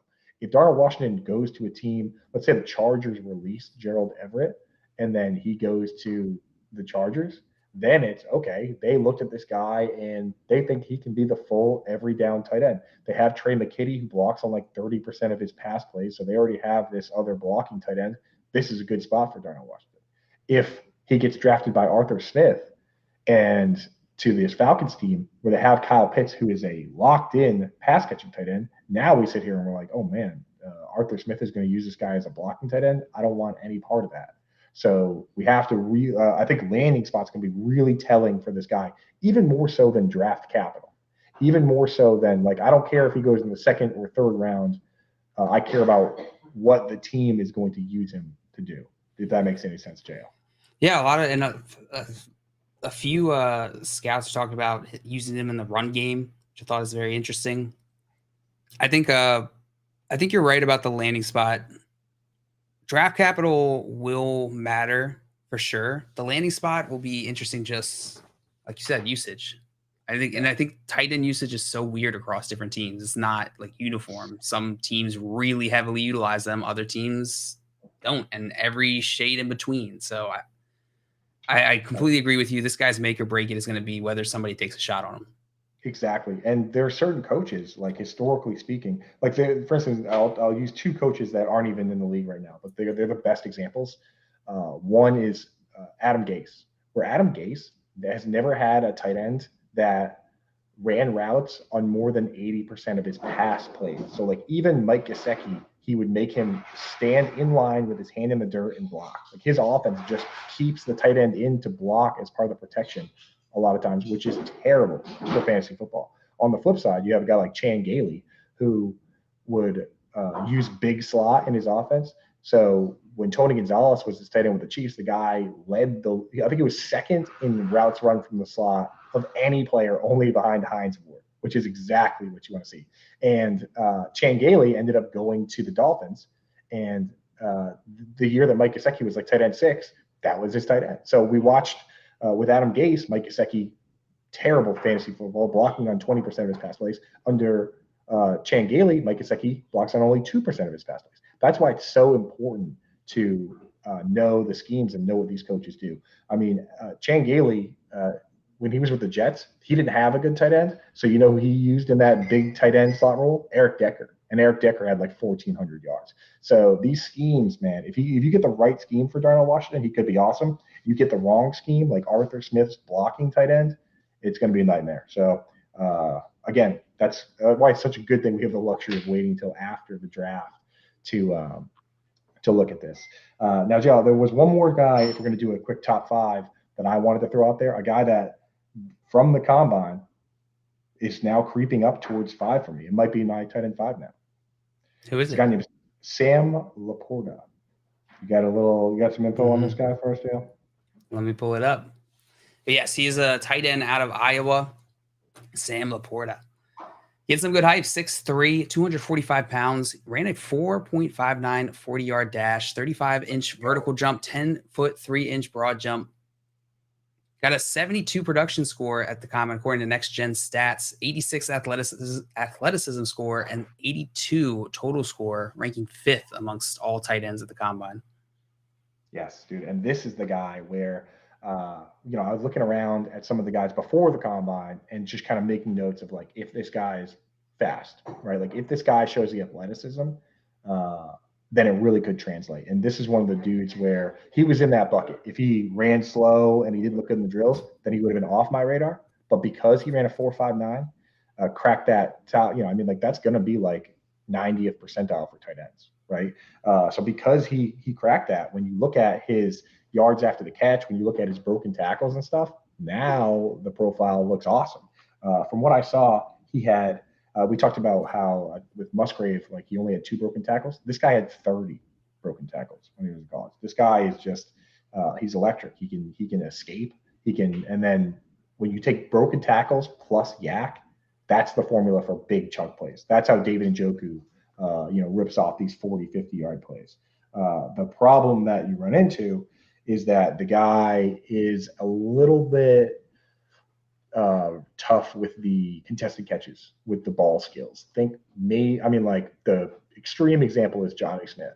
Everybody knows that when you get the ball in Johnny Smith's hands, then he can make these crazy explosive plays. Like if you get him in space on like a screen, he can take it for 60 yards. The problem is getting the ball into his hands without him dropping it or without it getting broken up, because he doesn't have that like spatial awareness to like use his body and separate on guys. That's from what I've seen. That's the rub with this guy Laporta. Like he needs to figure out how to be the guy that can create for himself versus having things created for him.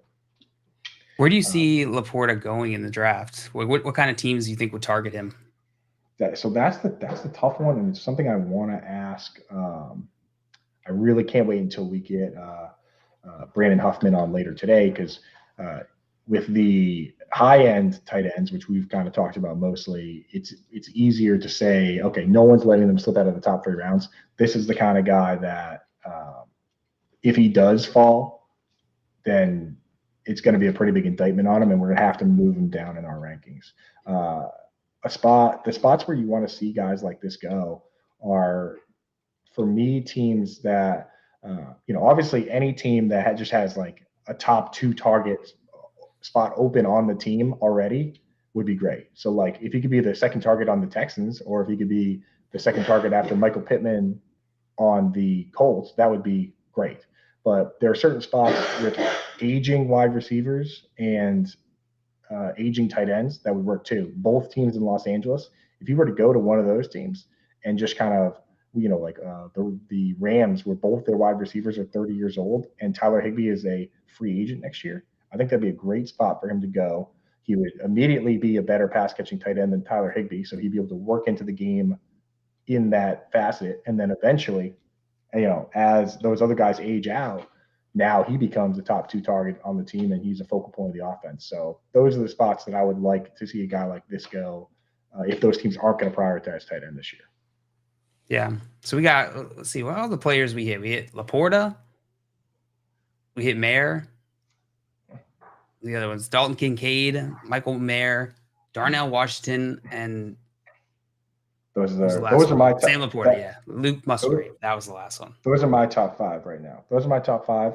And the one that I need to slot in, it's hard to rank now. Like the draft is going to shake up my rankings completely. It always does. But because I don't play Debbie. But in terms of predicting who I think will be the better fantasy tight ends, once we get the last guy I need to slot in is Dalton Kincaid, but I'm leaning towards Kincaid being my top guy right now. If he can show the athleticism, then I would have him as my top tight end. And then honestly, if Luke Musgrave gets drafted before Michael Mayer to the right spot, I would have him second, because Michael Mayer, I like to see speed at tight end. I do. For fantasy football, I like to see that yak ability, and I don't know if Mayer has the speed that we like to see. Right now, Washington's too risky for me, so I have him at 4. And then Laporta is the guy I'm really excited about at 5. And if he gets the draft capital, I'll move him ahead of Washington. It really depends on landing spots for those guys. But that's my top 5 right now. There you have it. Top 5 tight ends. Top 5. I think we've hit all the top 4 skill positions now. No, we got to do wide receivers still. We missed wide receivers. You're right. I thought we did that. Dang. We'll do this tomorrow. Yeah, I think that's on the schedule for tomorrow. Coming up, we got a new segment, Jimmy Buckets List. We're gonna go through some bucket list items with y'all. We also got the brackets, and we're gonna be bringing on Brandon Huffman, professional scout, CBS. Come talk to us about some draft prospects coming in. You are listening to the Front Yard Fantasy Morning Show here on the Better Sports Network. Monday Night Rants with Edward Rouse on Better Sports Network. Do you believe in the Madden curse? Do you think that's a real thing? I did. Now, I don't think it's as big of a deal anymore, but it was a real thing for a solid 10, 15 years. Yeah, it was Sean Alexander, LaDainian Tomlinson, Peyton Hillis. LT was never on the cover. I know that. Was he not? I thought he was one. Okay, well, you do know all the covers of everything. Yeah, okay. So if you want, I could do this real quick. So Garrison Hurst is the first official Madden cover athlete, 1999. 2000, I believe they still put John Madden on the cover. And then 2001 is where it all started. So 2001, you have Eddie George. 2002, Dante Culpepper. 2003, Marshall Falk. 04, Michael Vick. 05, Ray Lewis, first defensive player on the cover. Okay. 06, Donovan McNabb. 07, Sean Alexander. Okay. 08, Vince Young. 09, Brett Favre. Okay. 10 is a trick one because it's no way you know. And Larry Fitzgerald. 11, Drew Brees. 12, Peyton Hillis. 13, Calvin Johnson, I believe so. You're right. 14. No way you know all this. 14, also a trick question. I believe that's the Madden 25 cover, and it's Barry Sanders, unless you got it for the new consoles, in which case Adrian Peterson Oh my God. was on the cover. You're not cheating. You're not looking at. Swear on my life. Swear on my life. Okay, keep on going. 15, you have Richard Sherman. Okay. 16, hold on. 16 is Odell Beckham. Okay. 16. 17, now this is the one I get mixed up because 17 and 18 are back-to-back Patriots. They are. 17, I think, is Gronk, and 18 is Brady. You are correct. 19 is Antonio Brown. Correct. 20, Patrick Mahomes. Oh my goodness. 21, Lamar Jackson. 22, Brady Mahomes. 23, John Madden. Yeah, dude, I'm a cover nerd when it comes to this stuff. We now know, but that was really impressive. I don't know how. Thank you. That's literally 29 of them or something like that. Wow, that is. You did not miss a single one, and you even got the special editions where they had 2 people on the covers. Monday Night Rants on Better Sports Network.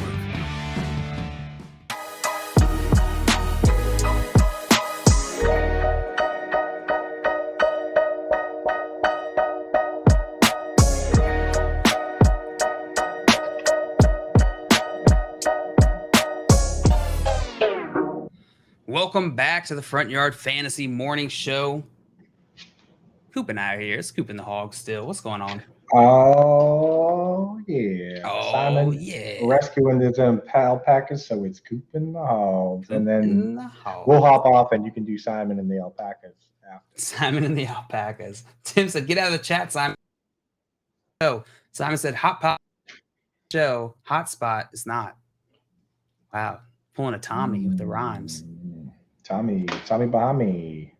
We're getting into our new segment called Jimmy Buckets Lists, where we go over our favorite bucket list items. Coop, did you bring a bucket list item for us today? Yeah, I mean, my bucket list items range from very much possible to borderline impossible. So I think we should probably start as close to possible as possible, probably, right? And then Yeah, maybe it we can. sounds like solid reasoning. We'll start with possible and work our way into not possible. Everyone in the chat, though, please let us know what your bucket list items are. Yeah, chat. throw them in the chat, BSN chat, the FYF chat. Throw it in there. Throw them in there because I want to hear and I want to steal them and make them my own and do them before you can do them. So get them in there, and then I'll tag you. I'll save your username and I'll tag you when I've done all of your dreams. I've accomplished them all. So yeah, get that out there. So one thing I would love to do at some point is write a book. Really? What would your book be about? So I don't know. I don't know. You could. I mean, like a big inspiration in this industry and in general is Andy Behrens from Yahoo. He's a great dude. He's actually written a book. He wrote a book that was turned into multiple a movie. books. Multiple books now. So if I'm writing a book about what I know most about, it would be potentially football, fantasy football, things like that. But it'd be kind of cool to create something. Create a world or something like that. So I don't know. I'm not gonna pigeonhole myself now. And maybe if I have more free time in the future, I'll dabble in that. But that would be cool. I think that's something that at this point I am pretty much just a writer and I do videos. So it'd be cool to expand my my work into Coop Fiasco. Yeah. Right. Instead of writing the golden story. Right. I'm writing fantasy articles and doing fantasy videos in the morning. Instead, I'm gonna write fantasy books and do a movie, right? Tight end, New Beginnings. Coop and the Hogs, Part 3, the Hoggening. Tight end, Loose Beginnings. That's right. That's the title. Nailed it for you. And it's not about football at all. Not at all. It's like an autobiography. Yeah. So I have a massive fascination with writing a book. Like just the process of it is kind of wild to me. It's crazy. I mean, there's certain cultures where like it's super ingrained in the cultures to do it. Like I learned that when I went to write a book. Dude, so like in Iceland, legit, I'm not even kidding, more than half of the population has published something. Like it's just part of the culture there. Like, oh yeah, you're either write a book or you become a singer or you have something that you do, right? That's like just like the culture of that place. That like you're gonna create something, and a lot of people write and publish books. It's kind of cool. That's very sweet. Yeah, like it is the same. They have definitely the most published authors per capita from what I heard. I had no idea. That is an odd fact. Or could have been a Murrow. Could have been a Murrow, Could have been. Yeah. Alex in here. What up, Alex? Said write a book is on my list too. So I think I embellished it a little bit. 1 in 10 people will have a book actually published. So they have more writers. 4 in 10 people work in a creative field, but they have more authors and readers per capita anyplace. So not more than half, but 1 in 10, which is kind of a lot. It's pretty good. Yeah. Dustin said, I have a book that I started, just can't find time to finish. I like that on the bucket list item. He said, Coop about to have a kid talking about free time. LOL, he has no clue. Yeah. Classic parent gatekeepers. Well, the good thing is they love to do it. I'm planning on more than 18 years, if possible. Knock on wood. So maybe when that kid goes off to college, I'll have some time to write a book. Then you'll write that book. Exactly, dude. Tight end, Loose Beginnings. Simon said, take a pic with JL and Tim standing atop the hill in Clemson Stadium. We were wearing jerseys with the year we graduated as the number. No pants, facing the field, butts poking out, sun setting. Glorious. Sounds like heaven. I just said that I wanted to go to a game, so I can be there to take that picture for you boys. Somebody got to take it. Somebody's got to take it. Unless we set up a tripod. Or you can set up a tripod. That'd be fair. Then we can get my butt in there too. True. But I didn't graduate Clemson, so I wouldn't be able to have the jersey. I'll take it for you guys. Only Clemson butts allowed. You know the rules. So my Jimmy bucket list item here, it's a simple one. I want a rematch I want a rematch in the sit-ups competition against Stephon Diggs. I want to run it back now at our current physical states. Peak performance, baby. Let's go. You sure you're ready right now? Absolutely. You think you take 100%. Absolutely. Yeah. You think he might have gotten lazy? You should wait until maybe a little after he retires. When he takes that first year of retirement where he just goes and parties, then that's the year. That's when you should attack him. Maybe not like peak, but he's an all-pro wide receiver. One of us has been training, and it's me. And Simon said, "You cheated before, you can cheat again." That's my plan. Yeah. That's my plan. That's smart. Yeah. I like that. Thanks. You got another one for us, Coop? Yeah. So let's say I just did one at one end of the list. I'm going to do one at the high end of the list, which is obviously go to outer space. Oh, yeah. Hell yeah. Like, naturally I'm going to wait for it to get a little bit easier. You know what I mean? Because, when I go on a boat, sometimes I need Dramamine. So I'm not sure if I'd be able to handle the whole capsule situation. Dramamine. Dramamine sounds like, I guess, drama mean. When you have call it Dramamine. Is it Dramamine or Dramamine? That's what I've always heard it as.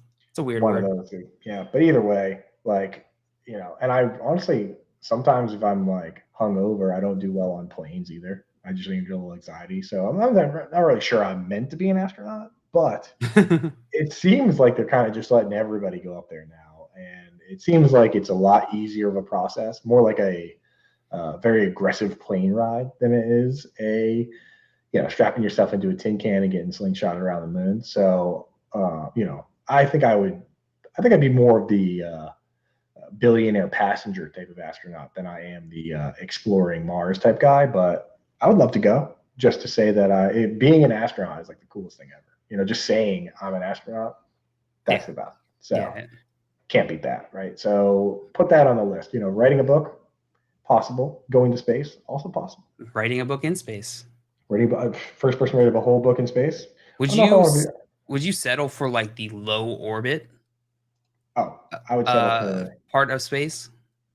I think that's what the billionaires do. I think that's what the Bezos and them did is they get into like they dip their toes into space essentially. That would be ideal. I mean, I would settle for like NASA lying on my behalf and saying that I went to space. It's just saying that you did it. But then I didn't even have to actually go. Like that would be tight, right? Like I think the important part of this is saying that I'm an astronaut, right? So then you have to go to space to do that. So yeah, I would definitely settle for a quick low orbit, pop in and out, Yeah. Simon sent me one that I think is on both of our bucket lists actually. So I just it's a trip to Chile. Going to Chile. I'm half Chilean, or my family heritage is half Chilean. So I've always wanted to go there. As I've never been. I've been to Italy, which is the other side, but never to Chile. Simon had a trip planned to go, but then the pandemic hit, and I think they had to cancel. Oh, wait, he was going to go without you? I know. I got so mad at him. He was going to swoop your bucket list, bro. And then the pandemic saved me. So now I'm like, don't go again, or I'm going to be mad. Yeah, that's the long one. That's a long one, right? That's the long one, yeah. Long and thin. That's a cool one, dude. Santiago. Mm-hmm. Santiago. What do you have things that you would want to do there, like heritage-wise, or would you just kind of make a plan once you knew you were going? You kind of go online and classic family stuff for sure. Like I definitely want to go see like that whole side of the family just had like it's just kind of crazy. Like my grandfather came to America with his sister. They were orphaned, so like it's just like I'm very disconnected from a lot of the history there. So I definitely want to do that stuff. I also have family who own like ski resort in the Andes. Trying to go there, trying to hit him up and be like, yo, it's your cousin. Let's go. It's your boy. Let me get some ski passes. There you go, dude. That'd be tight. I didn't realize. I guess it makes sense. It's a mountainous region. They should have skiing there, but I just in my mind, I didn't picture. I just picture whenever I picture South America, I'm just like it's hot all the time. So yeah, it's just a hot jungle. So I forget that. Yeah, of course they have mountains there. I kind of want to go to Easter Island at some point. That feels like that's a good bucket list item for sure. Yeah. Seeing the Yeah, Andes, yeah. And I got I some see. like some of my close friends are their families are Chilean, so they have like family there. They go all the time, so probably go hang out with them too. Yeah, I see the chat coming in with some Bucky list items. Hal, work and grind, saying go to every MLB park for a game. That would be a cool Oh one. yeah, I know Kevin Frank who comes in the chat. Our good buddy Kevin Frank. That's his bucket list item too. Has he been working on it? I think so. To get an update from him. I've done a handful of them just from being a sports fan and just like being somewhere and saying, "Oh, I'm going to go to a game while I'm here." So I've done obviously done Fenway. I've done Yankee Stadium. I've done Camden Yards. I've done Nationals Park, and I've done the stadium in To Arizona. Camden Yards.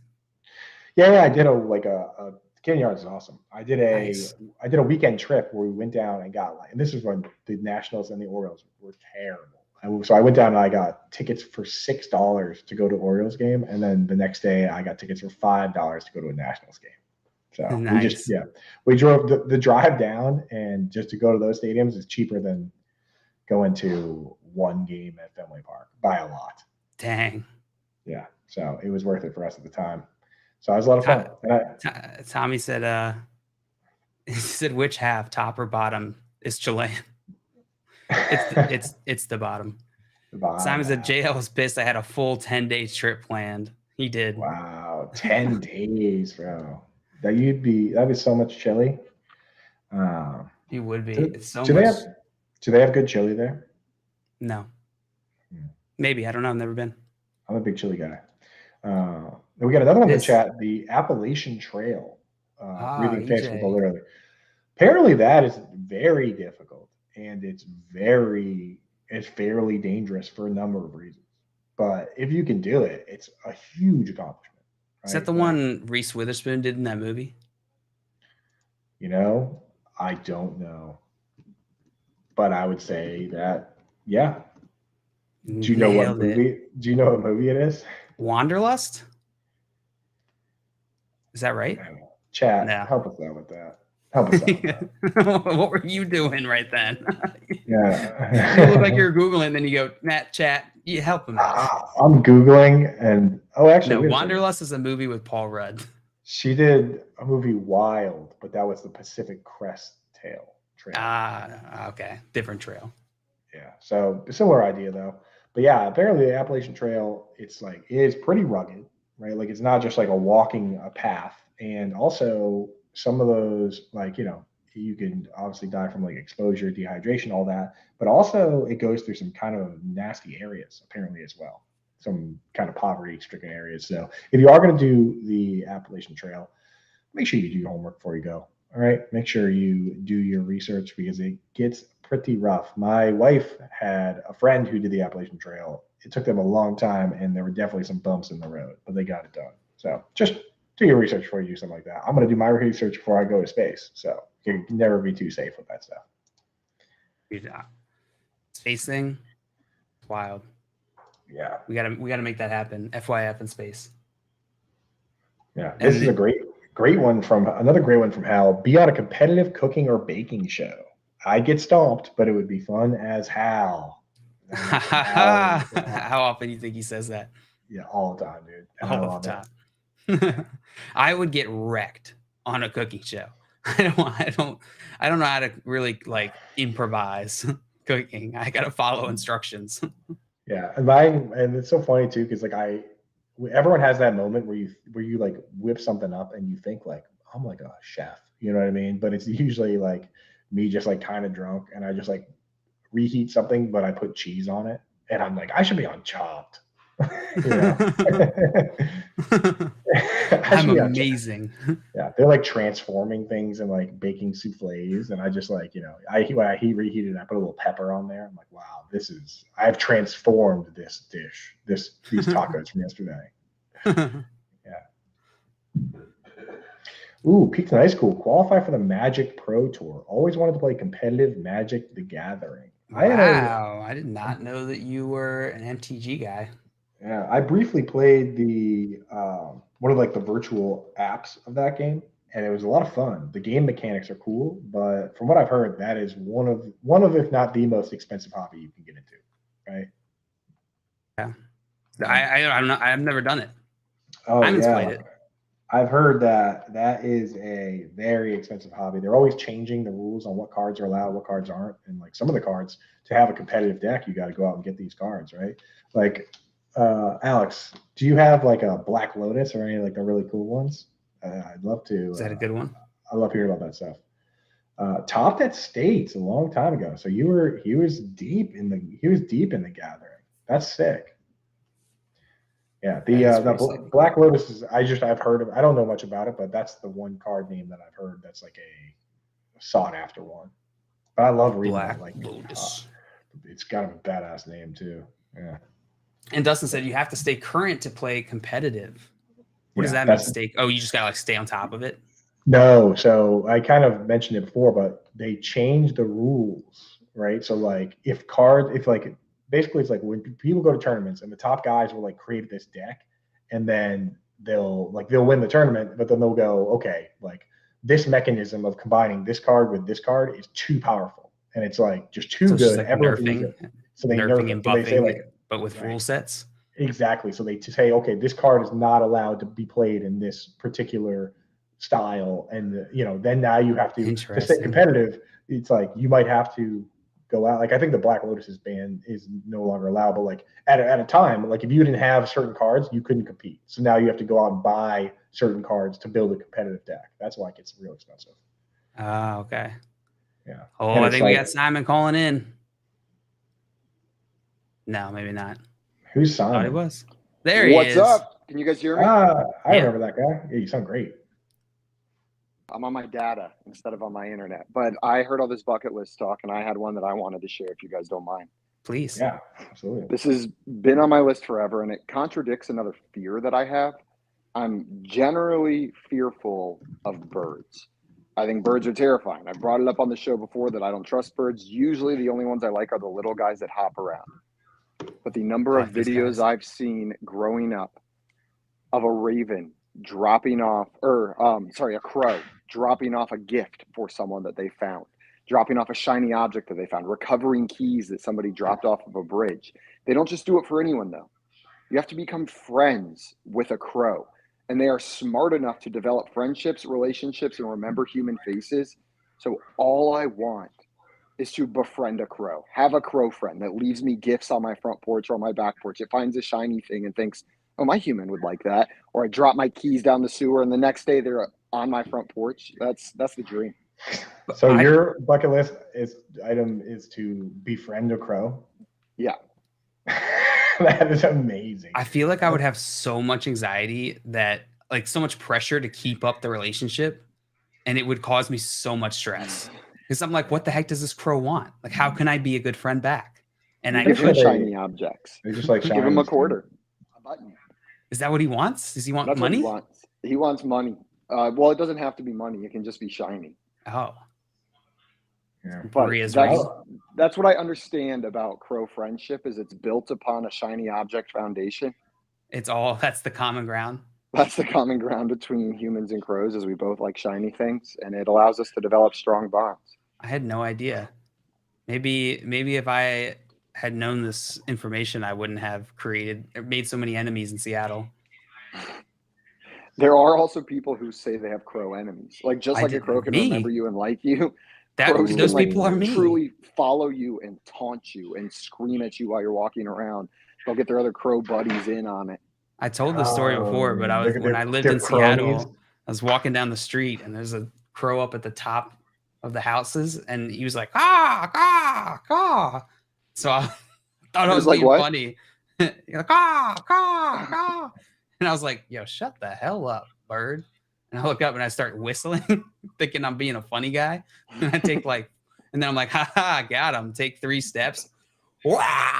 Comes in the back of my hair, and I'm like, "Oh, fuck. Oh, They don't like that, dude. He called the cronies on you, bro. Oh my JL, god! you are not a friend of the Crows. Like, I hate to No. tell you, that probably spread. You don't They have to. probably know You don't that have they- to tell me. I Your got the picture- idea. Your picture's hanging in the wall of every Crow Walmart, just on the wall. 100%. Do not give shiny objects to this man. He is Dibs on not that. worthy of your shiny gifts. Dibs on that album name, Friend of the Crows. Friend of the Crows. No friend of the Crows. I'll start a rivalry band. friend. The new album or the Oh, next that- album's Enemy of the Crows. Band name No Friend of Crows. It's pretty good. It's pretty Pretty good. good. And you could start a feud with the Counting Crows, and just Oh yeah, it's built into the name. nerds. I feel like they got Nerd. I feel like people are going to take the side of the Counting Crows in that battle. Also, Coop, I just wanted to say, you couldn't pay me to go to space. That's on your bucket list. My Yeah. bucket list item is to never leave Earth. Like, just hang out here. We're good. I don't need to be the experiment while they're figuring that out. Like, I'll let my kids figure it out after you and a couple other idiots who want to go to space die, and then my kids can go to space Right. safely and nicely. Yeah, there's a lot of like the common ones that people pick for bucket list stuff and that I just have no interest in. That I don't know. Going to space would. That's why I said I want to be an astronaut more than I want to actually go to space. Right? Yeah, that makes sense. Same thing with like skydiving. Like if I'm gonna skydive and put myself through that sort of traumatic business, why not just go to space? You know, why not shoot? Why not aim a little higher? Right? You know what? That's a good point. But I Yeah, like skydiving. That kind of just destroys your entire logic for Yeah, space. as soon as you Simon. said it, I was about to argue against it, and then I was like, I've gone skydiving twice, and I'm gonna go again. That's pretty Okay, but similar you know, to going here's to the space. difference. Way more people have survived skydiving than have survived going to space. Like a huge. Way more people have percentage died skydiving than died going to space. Oh, Well, that's not the statistic I'm choosing to represent my side of the story, John. Luke. Yeah. The one I'm choosing. You know what I'm saying? What about some of the other common ones? Like, I want to see the Northern Lights. Is that something you guys want to do? Or For sure. Definitely see the Northern Lights. I don't know that that's like big enough to be on my bucket list, but it's just something I want to do. Antarctica is another common one that I have on my list. Like, That'd be cool. just the sheer isolation of it is so interesting to me that I want to be there. I just want to see what it's like You to just be want in to the yell. most isolated. Yoo-hoo! Penguin. Heyo. He's home. He's on. Wah, wah, wah, wah. You Where just my made a penguins friend- at? So you just want to be friends with. But the Penguins have taken me as their leader. we lose track of Simon. We go to Antarctica to find him, and he's sitting on like a penguin throne. It sounds like most of The your bucket. costume I wore for Halloween when I was 5, my penguin costume, it doesn't fit anymore. It sounds like most of your bucket list is just to become friends with various birds. And not go to space. Right? So at the end of the day, There's no animals in space. No space birds. Just there's What no other birds. what other birds would you like to be friends with, Simon? While we're on the, let me just knock out the whole list. I'll tell you what bird I don't want to be friends with, and that's an emu. I'm good if I'm never within 100 yards of one of those things ever again. They look mean. Oh wait, you have an emu incident? Well, I stayed on a farm one time. Like it was like Airbnb, but for campsites, and I rented out like a campsite on this guy's farm outside of San Diego. And we pull up, park our camper van, and all of a sudden I just hear boom, boom, boom, boom, boom, boom, boom, boom. Sounds like a freaking war drum in the distance. I'm like, is there an army, like a continental army marching towards us with their drummers in the front? And then we start walking around the farm. No, it's their 12 emus. That's just the noise they make. The noise they make is just like a war drum from their like gut and chest. That's awesome. And then their eyes are empty. Their eyes are like about as big as a golf ball and just empty. It's just murder and drums in that head. Murder and drums. That sounds horrible. That sounds horribly awesome. So like Mad Max style drums, but yeah, I don't know if I'd want to be on the receiving end of that business. I do have That's all my I do bird have- ones though. I do have one more Jimmy Buckets list item here. I've always, since I was a little kid, wanted to be a pilot, like be able to fly a plane. My grandfather was a pilot. He had his own plane, and so that was like a big thing, that he and I bonded over when I was a kid. And for the longest time, I kept going and trying to do research to learn how to become a pilot, but I didn't have enough money. And then I got too busy because I got too old. So that's on my bucket list item. Learn how to be a pilot, then take Simon and Coop up in a plane. Simon jumps out. Coop and I go to space. Let's go. We ride into the sunset. And I have no parachute. The crows catch me. And you land safely on a bed of penguins. And we tie all of our bucket list items together. Coop gets to go to space. JL gets to learn how to fly. And where is the plane landing? In Chile. In Chile. That's where we're coming back down. And then all these bucket we're all list meeting items up. crossed off all at once. Let's go. Dang, that actually works. And worked out. We just need a vehicle that can fly and go to space. And we just need someone whose bucket list is to build a plane that can go to space. Yeah, you're right, JL. Like, we just got to only bring in people whose bucket list furthers our agenda. Right. Like, we're empowering people to complete their bucket list items, but really it's just selfish ways of things we need done to complete ours. Yeah, 100%. Like, I want a book written about me, so I need to find someone whose bucket list item is to ghostwrite a book about someone else. Not important. Ooh, I said write a book was on my list earlier. Oh, good. You I got a book to pitch you. It's about a really not interesting guy who shits his pants a lot. I kind of like that idea, dude. We could jazz it up a little bit, right? Yeah. Beautiful. I like Great job. We have Hot Pasta in the chat saying he wants to make a hole-in-one on his bucket list. Caveat being that he has to have all his buddies there, and then everyone goes crazy after, which is a huge, very important part. What some people don't realize, though, is that hitting a hole-in-one can actually get kind of expensive. Did you guys know that? Yeah, you got to buy a round for everyone in the clubhouse, right? Got to buy a round for everybody in the clubhouse. So I am not. I will break that golf etiquette. That is so that's how you know it's a rich man sport. Whenever you do the best and your reward is buying alcohol for everybody else. Right. Yeah. Maybe take a peek around the clubhouse before you decide whether you want to lay up or not. Yeah, do a little lap. Yeah, the par 3. Then you say, "Excuse me, I hit a hole in one." Yeah, be very. How do you tell them? Do you go up to the front? Do you go to the bar?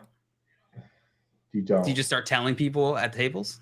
I guess you do. I guess you just roll up and you're like, drinks are on me, everybody, because I hit a hole in one. I think it's honestly, it is a great excuse. It's like a shield against people lying about hole in ones in the clubhouse. You know what I mean? Because if you go into the clubhouse and you say, I got a hole in one, they're going to say, well, now you got to buy a drink for everyone. So you're only going to say that if you really want to brag about getting a hole in one, because now there's going to be all this pressure to do it. True. To buy drinks for everyone. That's a good point. Keith said, my bucket list is to stop Tony from hitting that hole in one. I love that. When you have a good challenge. Oh my God. Can you imagine Tony's just about to get it his first time in his life? The ball's rolling towards the hole and Keith just comes running a slow up roll. and kicks it. And then just giggles and runs away. He just dives out and dives and the ball hits him in the chest like you're diving in, get down, Mr. President. And he just drives. That's hilarious. See Hal down here saying that he wanted to go fishing with the River Monsters guy. I just read an article about him the other day that show got canceled, but because he caught all of the River Monsters. He caught all the monsters, dude. He was too good. Yeah, he was too good, so the show was done. And it's a damn shame. Craig had a good one. He said he wanted to see and touch a cloned prehistoric animal, a dinosaur or a woolly mammoth or something. What about bones, or does that have to be? I think he wants them to be alive. Yeah, but that's it's gonna be tough, man. Just clone the inorganic bone matter at the end of the day. Just Jurassic Park it. Yeah, and that's all well and good until you end up being the first dude that gets like woolly mammoth pox and ends up being just excruciating. So I think you got to be careful with that. The dodo bird is also extinct. We could start with that one. You just start talking like Ray Romano. Work your way up, dude. That's the woolly mammoth box. That's the woolly mammoth box. Oh my God. JL. I have known the voice for Manny the Mammoth from Ice Age forever, and I know Ray Romano's voice. And in that moment, you just connected those two things that were disconnected in my mind, and I'm having like an existential crisis that Ray Romano is Manny the woolly mammoth from Ice Age. He is. He even looks like him a little bit. He does. Simon just staring into the Matrix now, dude. Your brain, your brain has That was the missing The link. vacant stare into Literally the, just Ray Romano transporting a baby across the tundra with a That's the whole sloth and a movie. saber-tooth tiger. That's the movie. It's the whole movie. Oh God. Isn't the tiger like Antonio Banderas? I don't know. I could be wrong with that. Maybe he's Puss in Boots. He's definitely Puss in Boots. Well, So great the job Raptors are on like Jimmy 10 Bucket List, guys. We got brackets coming up. Sporting events bracket. We also got an interview with Brandon Huffman, Pro Scout. Stay tuned with us. You are listening to the Front Yard Fantasy Morning Show here on Better Sports Network. As a longtime baseball fan, here's my message to other baseball fans, to steal a line from the Packers' future Hall of Fame quarterback, Aaron Rodgers, RELAX. Everyone needs to relax after what we saw this past weekend as spring training games out in Arizona and down in Florida got going, and we're inching closer and closer to Major League Baseball opening day. The rule changes in Major League Baseball is not for myself. It's not for you out there, the hardened baseball fan, whether you're a fan 5, 10, 15, 30, or even 50 years. From all around this great country. It's not for those that are going to be locked in. It's for trying to generate more fans. So if they want the pitcher to go out there and work in rhythm with a guy on base, begin the windup within 20 seconds, nobody on base, begin the windup within 15 seconds, or have the batter make sure that he's back in the batter's box within 8 seconds, then making the base pass first, second, and third bigger, eliminating the shift. All of this is to make the game better. We've seen leagues, whether it be the National Football League, do they get to the same league as it is today in 2023, or what we saw in 2022 as it was 30 years ago? No, it's not. Is NBA basketball the same? No. How many games do you see being played? 83-79 finals. You don't see that at all. So every league adjusts to try and bring what? More fans into the sport. And that is something that Major League Baseball is going out there and trying to do. I've been critical at times of Rob Manfred, whether or not as a MLB commissioner, whether he likes the sport based on some of the rhetoric that he has spewed in years gone by. But I got to be honest with you, as a longtime baseball fan, I've been a Yankee fan my entire life. Watched a ton of Met games here in the tri-state area. Watched baseball all around. Can't wait for October baseball. Think it's absolutely unbelievable what is transpiring now and what's happening now, and the rule changes being brought about baseball. It's going to bring back to the game to when I became a fan, where the stolen base was something, moving guys over was something, having men on base, batting averages ascending, not being an all or nothing league where either you're striking out or hitting the ball over the fence. And that is what baseball is trying to do. So as everybody tries to adjust, and change is difficult, whether you're changing your diet, exercise routine, changing your relationships, changing a job, change is different. I get that. And it's hard. But let's take a step back. Let's understand what Major League Baseball is trying to do here. And they're trying to repopulate or repopularize the sport. That's what they're trying to do. They're clearly the third most popular sport in the United States. They want to make it less regionalized. This is the way they need to go about doing it. I'm all for it. For more content like this, download the Better Sports Network app or go to bettersports.com.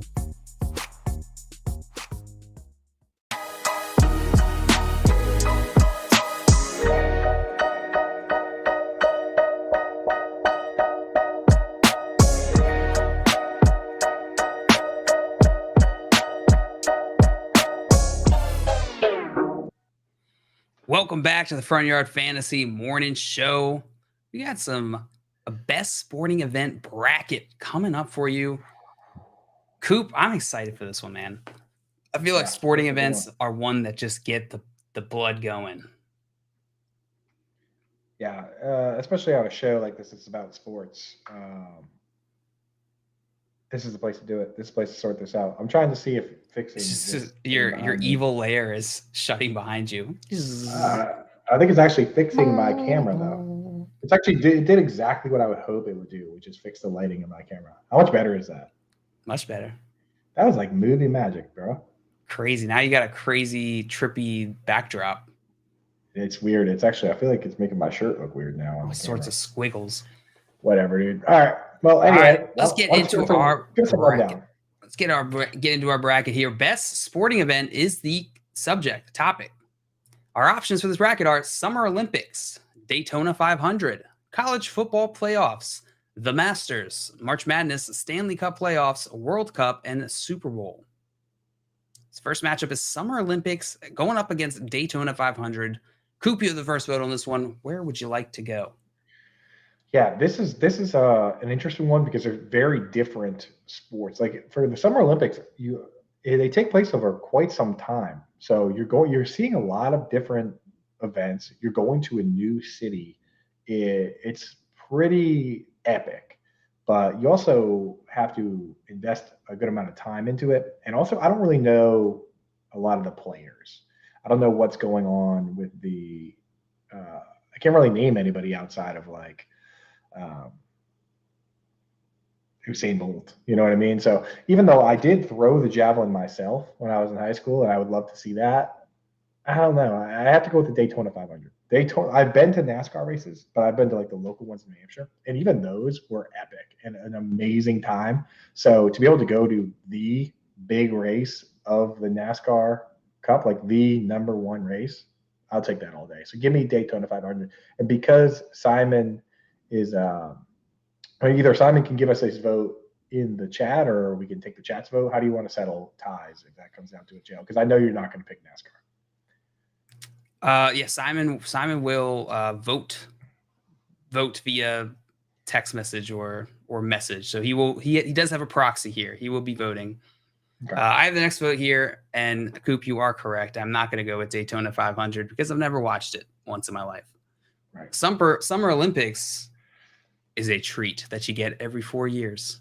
Nice little mix of events in the summer, the dead time of sports. It's so fun. All the countries coming together. There's this big huzzah about it, right? All these like the ceremony and all these things. Like that's awesome. That's dope. And then plus you get a bunch of different sports. You don't just got to watch a bunch of people commute basically for 500 laps. You can watch curling. You can watch bobsled. You can watch ice luge. That can't be a sport. Not in the Summer Olympics. It's not.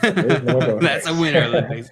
But I will say that there is the Summer Olympics, because it is only every 4 years. It is more of an exclusive event, and I am definitely the kind of dude that can be sold on exclusives, right? Like I like. Yeah, that's true.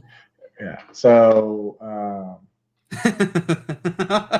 Simon said only naming Winter Olympic sports. That's his hatred for NASCAR transcends. He's just like, whatever it is. You can do skiing, you can do snowboarding, half pipe. Yeah. All right, Simon. So what's your vote? What's your vote here? Settle this time. Simon says Olympics easy.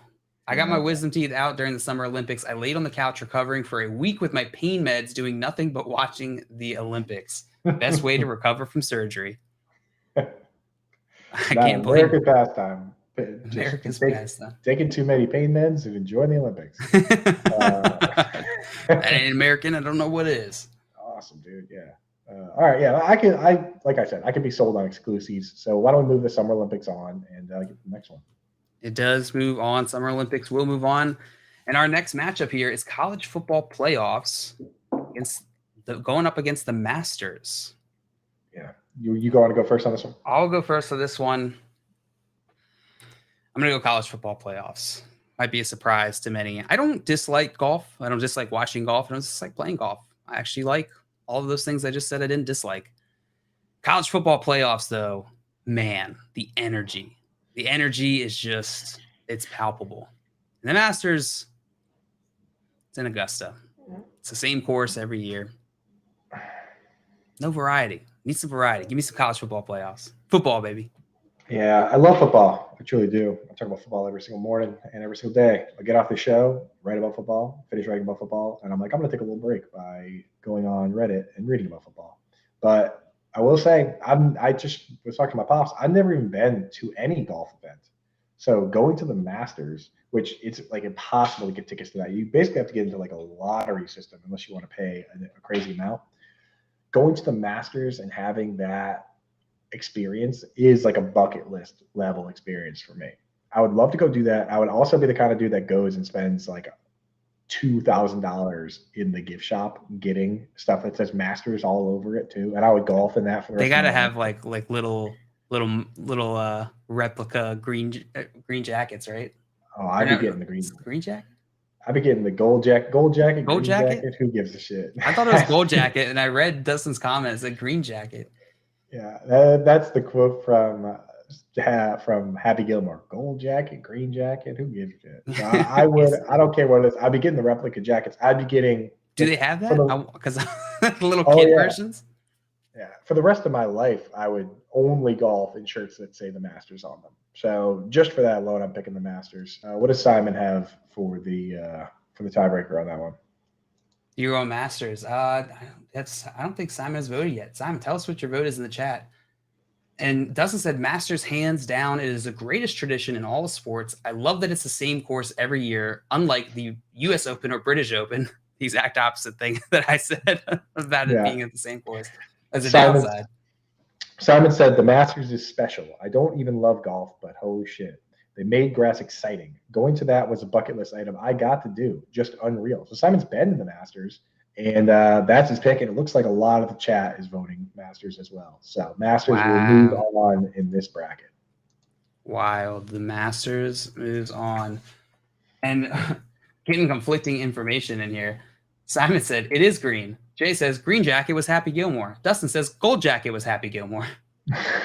Well, you let us know when you figure it out, chat. The next matchup here is March Madness going up against the Stanley Cup playoffs.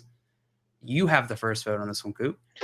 Yeah, no, I got to ask. So Stanley, like for March Madness, so I've been to March Madness, but when I went, it was like the regional round. So I went to regional rounds and watched a bunch of games, but it was like just the first couple of rounds, right? So when we're talking March Madness, are we talking like Final Four?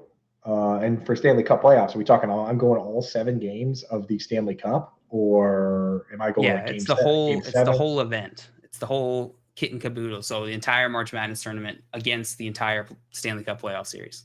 So like I'm going to New York and watching the regional, and then I'm hopping in a plane and I'm flying to where the Sweet 16 is. I don't think it's necessarily you have to go there and worry about like all the logistics of how you go there. It's more so just like, what's the best sporting event?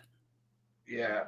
Which one's a better sporting event for you? This is such a tough one because like these two fall in the same category for me, where like the sports on their own are great during the regular season, but the tournaments are on another level. Like football to me all year long is football, and playoff football is great, but it's still pretty much all the games are very high stakes throughout the entire season. So the playoff football to me isn't necessarily crazily elevated above a normal regular season game, whereas the Stanley Cup playoff hockey is a totally different beast than regular season hockey. Playoff hockey is wild. But even then, March Madness is just one of the greatest, if not the greatest sports inventions ever. Just this big tournament, and they have a system set up where these like lower end teams, if they win their conference, they get to go and play against Duke. And every year there's a crazy upset, and even a 1 seed lost in the last couple of years, which they basically never have. So now anything's possible, right? Like there's just something magical about March Madness. It truly is like just watching the clock tick down on Duke losing to like a 15 seed is the best, dude. So I would love to be there for that chaos. So I got to go March Madness. I am with you, Coop. It's going to be March Madness for me. There's something March Madness will always have a special place in my heart. It was something my mom and I got really into when I was younger, and we used to do this like bracket competition at what was my high school, which she worked at. And so we do the brackets every year, and like the English teacher would put it on, and I could win like $300 as like a kid if I just beat out these other teachers in the bracket competition. And it was separated into 2 parts. So like you do the first 2 rounds, and then everybody got a new bracket for like the last rounds. And I was so into it. I would come home from school on that Thursday and be watching in school, trying to follow those first games, and then come home and just sit there with my bracket and turn on the TV and just watch games. And it's just like such a magical experience that brings back straight nostalgia. $300 is a lot of moolah for a young JL. For a kid, too. Yeah. You rich 10-year-old JL was like, oh my God, $300, let's go. That's like 3 games. Simon in the chat, or Dustin said hockey. I've gotten a picture of the Stanley Cup, and just being near it is magical. It's what every fantasy football league strives for. Have a trophy that gets handed down. That is kind of cool that they pass it around.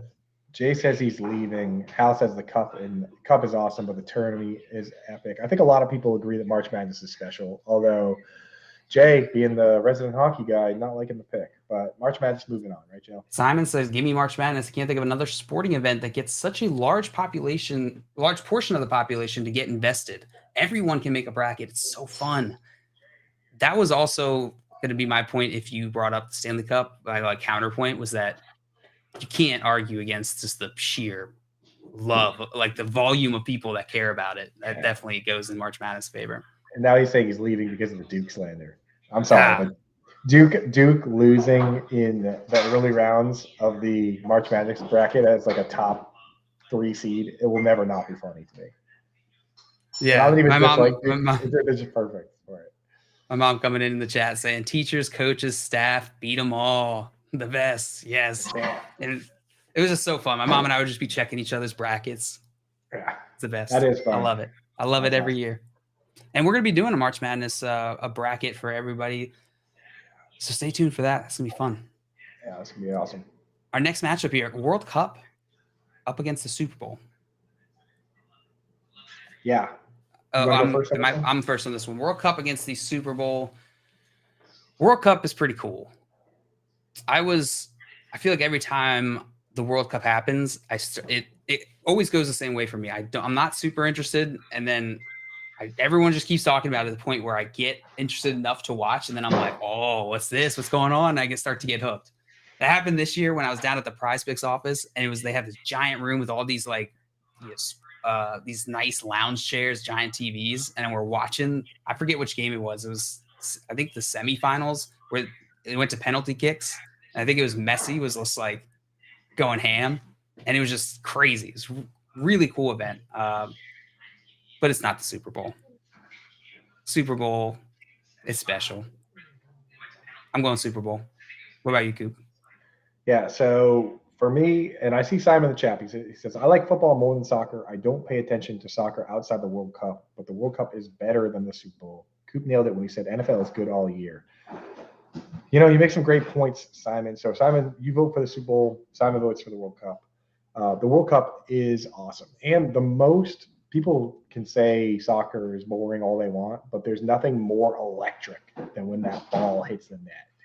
The goal in soccer is the best moment in sports because it is just the crowd goes nuts and everything changes, right? It's everything. So that's awesome, but I just got to pick football, man, because I'm a football fan. I might never have the Super Bowl is easily a bucket list item for me because now it's become so expensive and cost prohibitive. It's very difficult to go. And if I had some way to go where I didn't have to spend $5,000, I would love it. The World Cup for me would be cool to go visit another city or whatever. But when the World Cup comes to Boston, I'm probably going to be able to go to that. But with the Super Bowl, it's just for me that's got a special place in my heart. So give me Super Bowl. Super Bowl is moving on. Super Bowl is moving on. Trying to see what the chat have to say about this. Dustin said Super Bowl is every year. World Cup is like the Olympics' little brother. It's kind of a funny way to put it. Our next matchup here is the Summer Olympics going up against the Masters. Coop, I think you have the first vote on this one.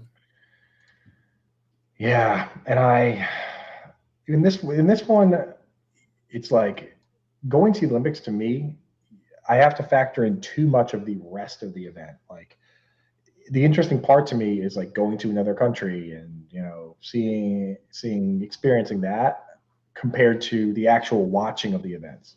The actual watching of the events, watching guys run track or watching guys throw a discus, not super entertaining to me. Whereas with golf, I actually play golf, I can appreciate how much better these guys are at the game and just be able to watch these guys hit these crazy drives, or especially actually seeing guys consistently nail putts that are 15, 20 feet. Whereas I get nervous if it's 3 or 4 feet, right? Just to be able to see that would be amazing. And along with all the tradition stuff that goes with the Masters. So I'm going to take the Masters here. Did you know that golf is an Olympic sport? Yes, I did know that. Olympics, you get a lot. You mentioned the random obscure sports that like throwing a discus, but I think you left out some of the fun ones, like, I don't know, gymnastics, volleyball, basketball, track and field, tennis. I'm not looking at a list over here. Handball. It's a bunch of good sports. You can have a lot of fun with that. It's not too boring. I gotta go Olympics here. I got Olympics. I do like watching the golf tournaments, but I just don't get drawn in like I do with the Olympics. Yeah. So Simon's got to be the breaker here, the tiebreaker. I don't know which one he picked though, because he's talking a lot. You see which one he picked? I cannot see what he picked. Tim said I can make crazy golf shots every once in a while. I cannot be an Olympic athlete in anything. Yeah, Simon picked Olympics. It's official. Picked Olympics. All right, the Olympics is moving on to the finals. And our next matchup is March Madness against the Super Bowl. Yeah, yike. This one is mine. March Madness versus the Super Bowl. This sucks. I have to go with March Madness. And I was going to go with – I texted Simon whenever he came up with the idea of this bracket that I was like, Super Bowl is going to win. And he's like, I don't know. And now here I am convincing myself to go March Madness. So I'll go March Madness over Super Bowl. Yeah, this really should be the matchup in the final. Like, these are such epic events. But the difference for me is that I've been to March Madness games, and it was awesome. But I've never been to the Super Bowl. And the other difference is football versus basketball. Like, I'm just a football guy. So give me the Super Bowl. That's my pick. On Super Bowl. So we're split, and Simon picks March Madness. So March Madness is going to move on. And our last matchup here, Coop, the Olympics, Summer Olympics, up against March Madness. Epic. You have the final vote. You have the first vote on this one. Jail, did you know that there's basketball at the Olympics? I did. Yes, and the United States doesn't always win. The United States doesn't always win. So, I would, I'm picking March Madness. It's just the better event entirely. It's more cohesive, and I'm not just sure how electric the crowd even gets at the Olympics. It just seems like a lot of like looking around, like nodding, like, oh, nice. He threw that shot put pretty far, I think. I don't know. I can't really tell from here, but all right. Like, give me the March Madness Duke student section jumping up and down, like the rowdies getting crazy, or like, the fans from Wichita State that finally get to see their corn boys come up and give it a go and win a couple games. Like, that's what I want to see. So give me the tourney. Give me the March Madness. March Madness. Coop, your vote goes to March Madness, and I have to agree with you. I like the Olympics. I don't get into the Olympics, any of the Olympics, as much as I think the general populace does. I think they go ham for the Olympics. March Madness, I watch every year, without fail. March Madness is going to win. It's got to win. Simon went March Madness too, so it's going to get the full sweep victory here. Wins, dude. And the Dunk City, that was awesome. The Florida Gulf Coast team, that was crazy, bro. Awesome. Or like when was George Mason made a run at it. That was a fun time. Remember that summer? Best, dude. Butler. And the thing is, those runs sometimes though, like, that can elevate players or coaches to the next level. Like Butler as an 8 seed going to the Final Four with a young coach. Little do we know that young coach was Brad Stevens, and he was going to eventually be the coach of the Boston Celtics. But like, it is an opportunity for you to come out and make a name for yourself. And even if you don't make it all the way to the bigs, like, people remember the heroes of March Madness. They remember Jimmer Fredette, and they remember Marshall Henderson, just like dragging a 15 seed to a couple rounds by himself, dropping like 40, 50 points. So it's good times, man. It's good times. It is. Well, that's going to do it for our bracket. March Madness is going to win Best Sporting Event. Coming up, we got Brandon Huffman from CBS, Pro Scout. He's a Pro Scout. coming It's gonna on, be and we're great. going to talk to him about the prospects, about his process and how he looks at evaluating players. So stay tuned for that. You're listening to the Front Yard Fantasy Morning Show, Better Sports Network. What are you doing? Front Yard Fantasy with Simon, JL, and Coop. Sell me on doing away with the 2-conference system in the NFL. Is it really a sale whenever this is something that's commonly agreed upon? I'm selling you on water being wet. I'm selling you on something that is objectively true right here. We look at teams at the end of the season and we go, how the hell does one team have such an easy schedule while another team is just absolutely getting obliterated? And that's because of the 2-conference system, because the division system feeds into this conference system. It's a symptom of the greater problem. Like these divisional matchups, you're telling me it's fair that the Buccaneers are in the playoffs after playing the Panthers twice, the Falcons twice, and the Saints twice this year? That is unbelievable. There are multiple more deserving teams every single year that because of this system where we silo them into random groups, it determines the order. And yes, originally this was geography based, right? We have these divisions, they were geography. It's 2023, my dudes. Geography doesn't matter whenever it comes to the size of the United States. These teams can travel anywhere. They don't need to geographically locate them in divisions or conferences to make the games make more sense. If USC can be in the Big Ten, why the hell can't Miami play San Francisco every year? It can happen. They've got more money than these colleges and they're not taking classes. All it does is create an ecosystem where less talented teams can get rewarded for playing in weaker divisions and more talented teams are punished for continuing to improve. Damn, bro. Drop the mic. I like to picture some geography teacher out there just threw a pen on the ground. He was like, how dare you? He smacked the globe. He was like, what do you all mean? the hard work we've done. 2023, geography doesn't matter, right? Smacks his You know globe. how long it took for us to get respect? Globe goes spinning around, right?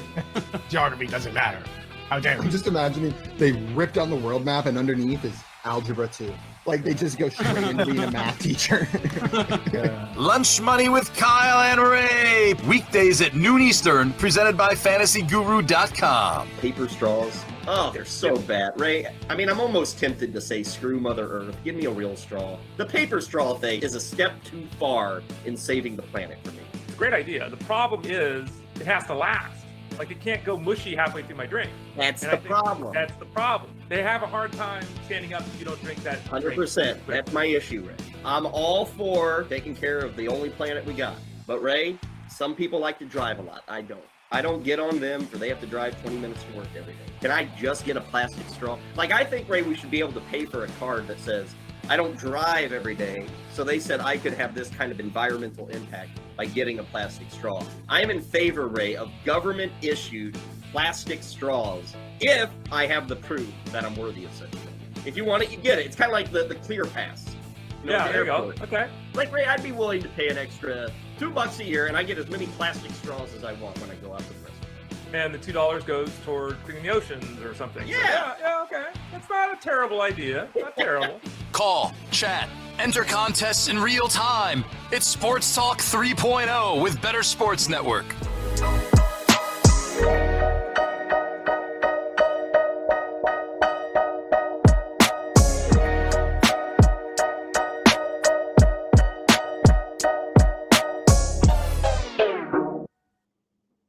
What's up, gang? We are back in with the Front Yard Fantasy Morning Show. I'm Andrew Cooper here with my buddy JL Garofalo, and we have a special treat for you guys today. Coming on with us momentarily is Brandon Huffman, the national recruiting editor at 247 Sports. He's the executive director of the Avery Foundation, which is his own charity. We're going to ask him about that a little bit later. And he's on NBC as an analyst for the All-American Bowl. He's on the selection committee for the Polynesian Bowl, and just general legendary scout. Brandon, what's up, my dude? How you doing this morning? What up, Huff? I'm doing good. Thanks for having me on, fellas. Dude, thanks for coming on, man. Thank you for coming on. I was at the FSGA conference, and I'm talking to Joel Cox from CBS. And, we're going back and forth because I'm a big tight end guy for fantasy football. And he's like, you got to talk to Brandon Huffman. And I was like, how am I supposed to talk to Brandon Huffman? Like, how am I supposed to talk to a guy like that? And he's like, I'll get him. He's like, I'll see if he wants to come on, talk ball with you. And you were kind enough to come on, man. So thanks, dude. How's your off season been so far? Oh man, there is no off season in college football recruiting. You know, the season ends in what, mid December, early December before the bowls. But we have signing day in December. We have another signing day in February. We have the evaluation period coming up. Events. I mean, the quietest time of year is actually during the season because there's not as many events to go to. So yeah, my off season will start like in September and end in December. Right. Well, that's where you just kick back, and watch a few games and be like, yeah, I knew that guy was going to be exactly. that's the celebration period. So yeah, I have a ton of questions for you because it's not often, to be honest, like the most people out here, you don't get access to people like yourself because a lot of it feels proprietary, right? Like your process, these teams, obviously, like, the NFL teams, their scouts never going to come out and say, here's what we do and here's what we look for, because then other teams are going to steal that. So we're hoping to tread that line with you, give us whatever information you feel comfortable. But one, I threw it out to our community and the people that watch it and listen. And one of the big questions that always comes up that I really don't know the answer to, in your opinion, how much weight goes into talent versus how much weight goes into character? Like, and is there a kind of a set percentage there, or is it all just by feel of, the talent outweighs any character issues or vice versa? Yeah, I guess the best way to answer that is it's been an evolving process. I would say early on, I've been doing this. This is my 21st recruiting class that I'm now covering. I would say early on, character seemed to matter a little bit more. And, there was academic things. If a guy wasn't going to qualify, he probably wasn't going to be rated high. He probably wasn't going to be evaluated as well. But now coaches are looking for talent. At the end of the day, college coaches want to win. They want to win football games on Saturdays. They want to win national championships or compete for national championships. And I think it's, 95% talent. It's 5% character. Maybe the numbers are skewed a little bit. Maybe it's 90-10. Maybe it's 99-1. It looks great for sound bites when these coaches say things at press conference or they tweet certain things. But the reality is they want the best football players. And typically they are going to overlook, certain character issues if that player can help them win games. And I think, you look at the NFL, and the NFL is kind of the same thing. There might be a guy with a long history of red flags, but if he can play football, he's still going to be drafted high. He's still going to be they're going to do whatever they can to keep him on that roster. And I feel it's the same way in college football, that at the end of the day, you might have your small town high school coaches who say, hey, character matters more than talent, and our hard workers are going to play. But at the end of the day, the most talented player can be a complete prick. He's still going to play if he's going to help that team win. Yeah. How early on in the process are you tracking? Like, do these players start to pop up on your radar, and are you starting to track that development of talent and character? Oh, absolutely. I mean, it's not unusual for me to be aware of a player before he even starts high school. And nowadays, a lot more college coaches offer players before they've ever taken a class on the high school campus, let alone played a snap of high school football. And, a lot of those guys are genetic freaks. They're no-brainer types that you're going to just wait for 4 years until they get to college, but they're going to play in college. So you're tracking guys as young as 8th grade. I mean, there's a kid, he's the number 2 running back in the country for 2025. He had multiple offers when he was finishing 7th grade. Now he's at Mater Dei High School, same high school Bryce Young. Oh, I know Mater Dei. Yeah. Is that DMV?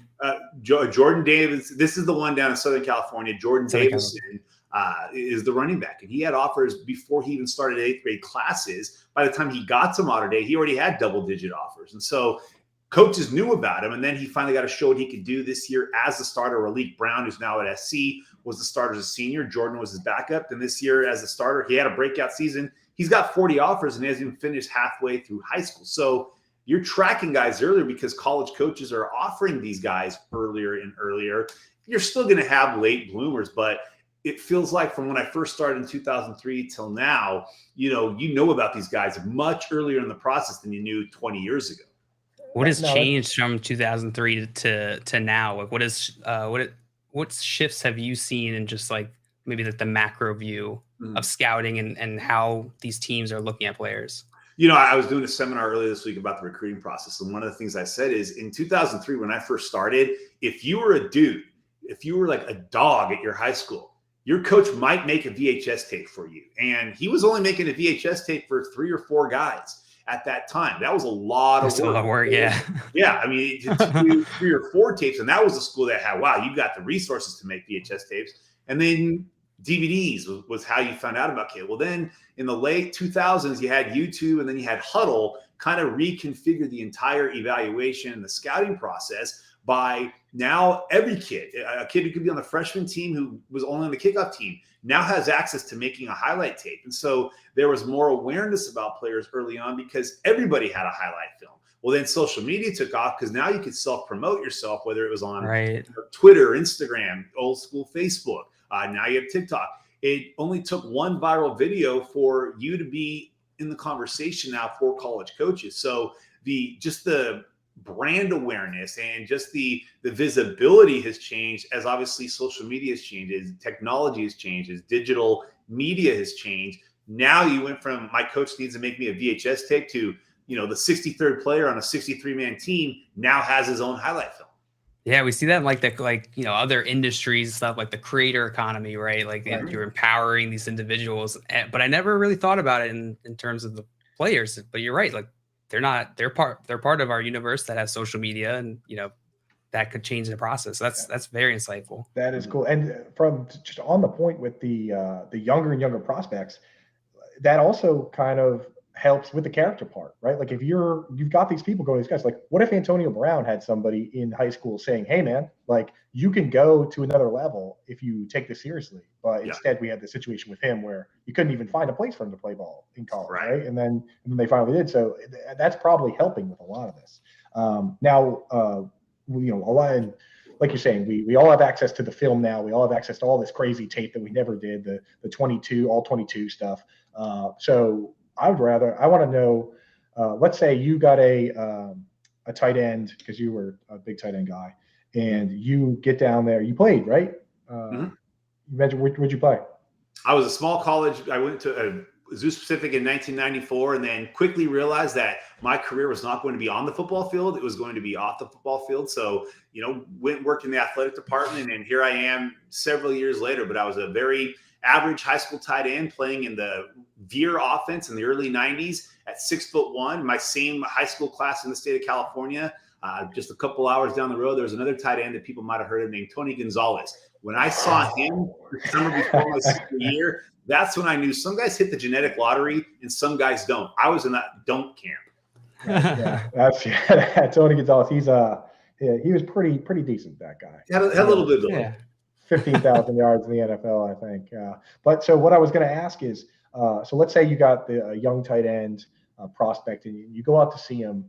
After the game, and I'm sure you have different questions depending on the player or so, but like when you get the ear of one of these guys and you want to kind of feel out what kind of person it is, do you have like some generic questions you might ask or an approach you might take for, because that's the part that we don't get to see. Any of us can go on YouTube and be like, oh wow, look at this guy, he's got a great first step, but we don't get to actually talk to these guys. So like if I do get an opportunity to say I'm in an elevator with Luke Musgrave, what's something that I might say like, hey, that might give me an idea of the kind of character or his football intelligence. Might be a question like that. So what is a conversation like that typically going? In fact, Luke Musgrave is a great example. Former 24/7 Sports 4-star Luke Musgrave. He was an interesting character because he was a world-class skier as a high schooler. Wasn't playing football until kind of later in his career. So, you ask, what made you transition from he lives in Bend, Oregon. If anybody is familiar with Bend, Oregon, they know it's one of the most remarkable places in the West to live. It's central Oregon. You got mountains, you got lakes. It's sunny 300 days a year. And it's kind of the antithesis of Oregon when you think rain, and you got this great mountain. So you can understand why skiing was such a priority, but you look at the body and you think, hey, this guy could play at the next level in football if that's what he wants to pursue. So, what made you decide to go out for football? Obviously, he had family ties to the NFL. His uncle, Bill Musgrave, former coach at Oregon, longtime NFL offense coordinator and quarterbacks coach. Previously was at Cal as their offense coordinator. So he'd been around the game, and obviously football is the game. But how do you go from being a world-class skier to now pursuing football late in your high school career? And you hear the answers, and you're thinking, okay, this guy's got a clear-cut vision. He's got a clear-cut path. And this is why he's pursuing this. And he also has the physical traits where if the transition is pretty quick and seamless, given his athleticism and athletic ability and his body type, this guy could continue to play football at the next level. So you're asking, what makes you want to play this position? What makes you want to play this sport? Why do you think this position is best for you? That's one of the things with guys a lot of times is you're looking at them and they're thinking they play one position, but physically they might be better suited for another position. So you talk to, well, why are you playing that when your meal ticket could be at this position? And, I love having the ball in my hands. It's like, okay, but do you like to make money? Because with your body type, you're better suited off at that position where you're going to make a lot of money, as opposed to being at that position where you may not make as much money. Your skill set's not kind of what the NFL is looking for, what colleges are looking for. Is it really worth playing for your heart or playing for your head? So you ask these questions and you try to find out why, what makes them tick from a football standpoint. Not, you get all the pat answers of like, well, what makes them tick as a competitor? A lot of guys, you go to events and you don't see any competitive bone in their body. They've got the physical traits, but they don't want to compete. So you're asking, why this, why that, and try to learn more about them. And that becomes a spoke in the wheel when you're doing the evaluation process, because, there's some things that numbers can't tell you. There's some things that data points can't tell you. And that's why you got to really do a deep dive in. I mean, I'll talk to NFL scouts. I know a number of NFL scouts. They'll call me and ask me what this kid was like that's on a draft board right now. What was he like as a 10th grader? What was he like as an 11th grader? What's the people around him like? They're doing 4 or 5 years worth of recon before they invest the millions into this player as a potential draft pick. So we're trying to do that early on so that we have answers, so that when we are projecting them as NFL prospects, we can include all those data points. That's so interesting, because when you were saying that, my first thought went to Josh Rosen, where they asked him those questions, and he was like, well, if I don't do this, I can do something else. And like, if you're running a team, it's like, there's no something else for me. Yeah, I watch football all the time. Yeah, so that is so interesting. The other thing, so going off what you said there, and you talked about, okay, your meal ticket might be blocking. Now, I'm not sure how. I'm sure you know all these guys intimately, but I was asked specifically to ask you about a player, Darnell Washington, because people are up in the air about what his role might be at the next level. And this combine, it's funny because you got a little bit of all of it. You had the sled where he just crushed the sled, right? But then at the end, he's got that one-handed catch, and it's making people say, okay, well, this guy can go up and get it too. What are your thoughts with him? I know. It depends where he goes and all that, but do you have kind of a read on what type of player he might end up being? Yeah, and I mean, he is the classic example. As we're having this conversation, that's exactly who's at the tip of my tongue of like, hey, you could go make a lot of money. Now, he's going to make a lot of money no matter what position he plays. But when you see a kid like him at 16 years old, and you know what the NFL is looking for. And, there was a stretch there for about 4 years. I think it was Josh Garnett was drafted in the first round of 2016. Then there was like a 4-year stretch there, a 3-year stretch where there wasn't a first round offensive lineman picked that weighed more than 300 pounds out of high school. Most of those guys were 240, 250 pounders as high schoolers who got bigger. Then you had the 2020 kind of COVID draft with the Tristan Wirfs, Jedrick Wills guys that were above 300. But there was this shift for a little while where you wanted to get those long athletic guys with frames that would become prototypical left tackles. Well, Darnell Washington was playing tight end during that specific era. So you looked at him and, the reality is with Darnell as a high schooler, he wasn't the most natural pass catcher. Okay, he had all the physical tools that you wanted, from the size, the wingspan, the length, the arms, the hand size, the frame, all of that. But when you watch him run routes, it wasn't the most fluid looking thing in the world. It wasn't the most fluid routes that were being ran. He fought the ball a little bit. He would be able to catch slants, anything that was kind of thrown into his stomach or his chest. He was able to, keep his arms underneath him. Those were easier catches. But if he had to adjust and maybe make some catches with his hands as a high schooler, it wasn't always the prettiest thing. So you thought, okay, if he doesn't get it together from a true pass catching ability standpoint, he's going to end up being a left tackle. Well, clearly he goes to Georgia and he's used situationally. They've got a phenomenal tight end room. But even when you watch him at Georgia, you kept thinking, my goodness, this guy would be a top 3 pick if he wanted to play left tackle, because he's physical enough to be left tackle. He could put that weight on him. But you look at guys like him that have that frame and you think, man, your meal ticket could be at this position, but your heart is at that position. Yeah. He's one of the few that has the physical tools, that has the genetic lottery test win that can allow him to play the position where his heart's at, rather than some guys that have to have that come to Jesus moment in college and like, hey, you can go be a solid player at this position in college, and go work as in a car rental agency or do something non-football related, or you can go play this position and you're going to be playing on Sundays for a long time. Darnell Washington has the physical traits that's going to surpass any of those. And as he continues to develop, watching him now compared to watching him as a junior in high school, even now you're seeing a guy who's now getting it together as a pass catcher and looks more natural, looks more pure and fluid. Sky's the limit for a guy like him. But again, not everybody is built like Darnell Washington. Right. That scares me a little bit. It scares me, before you go, Gia, it scares me a little bit, the idea of like a team does draft him and says, okay, well, we're just going to have you block. It does make me a little nervous. I like how we always imagine if an NFL player won't make it in the NFL, they'll just go like sell cars. I don't know why, but that, like, as soon as you said it, that's in my head every single time. So I was looking at Ed O'Banion, who was the National Player of the Year, the guy who kind of changed the NCAA. And he was going to be the National Player of the Year, a lottery pick to selling cars in Las Vegas. And, here he was at the top of his game. So, yeah, it's kind of a natural, because those guys are usually the nice faces of their company, and they have the traits to be.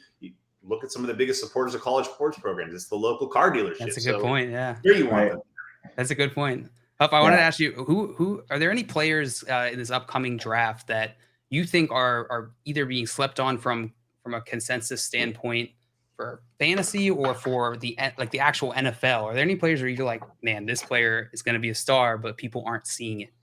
Yeah, it's hard to call a guy who's going to be in contention to be the top pick being slept on. And having watched Bryce Young, again, I saw Bryce as an 8th grader at a camp where he got his first offer from Texas Tech. And of course, you look at the kid and you're like, as an 8th grader, not even as a guy fresh out of college, you look at like, okay, he's unremarkable physically, but my God, he's got dynamite in his arm. And you watch it, and so everybody's picking this because that's what we do for the 3 months or 2 months after the combine before the draft.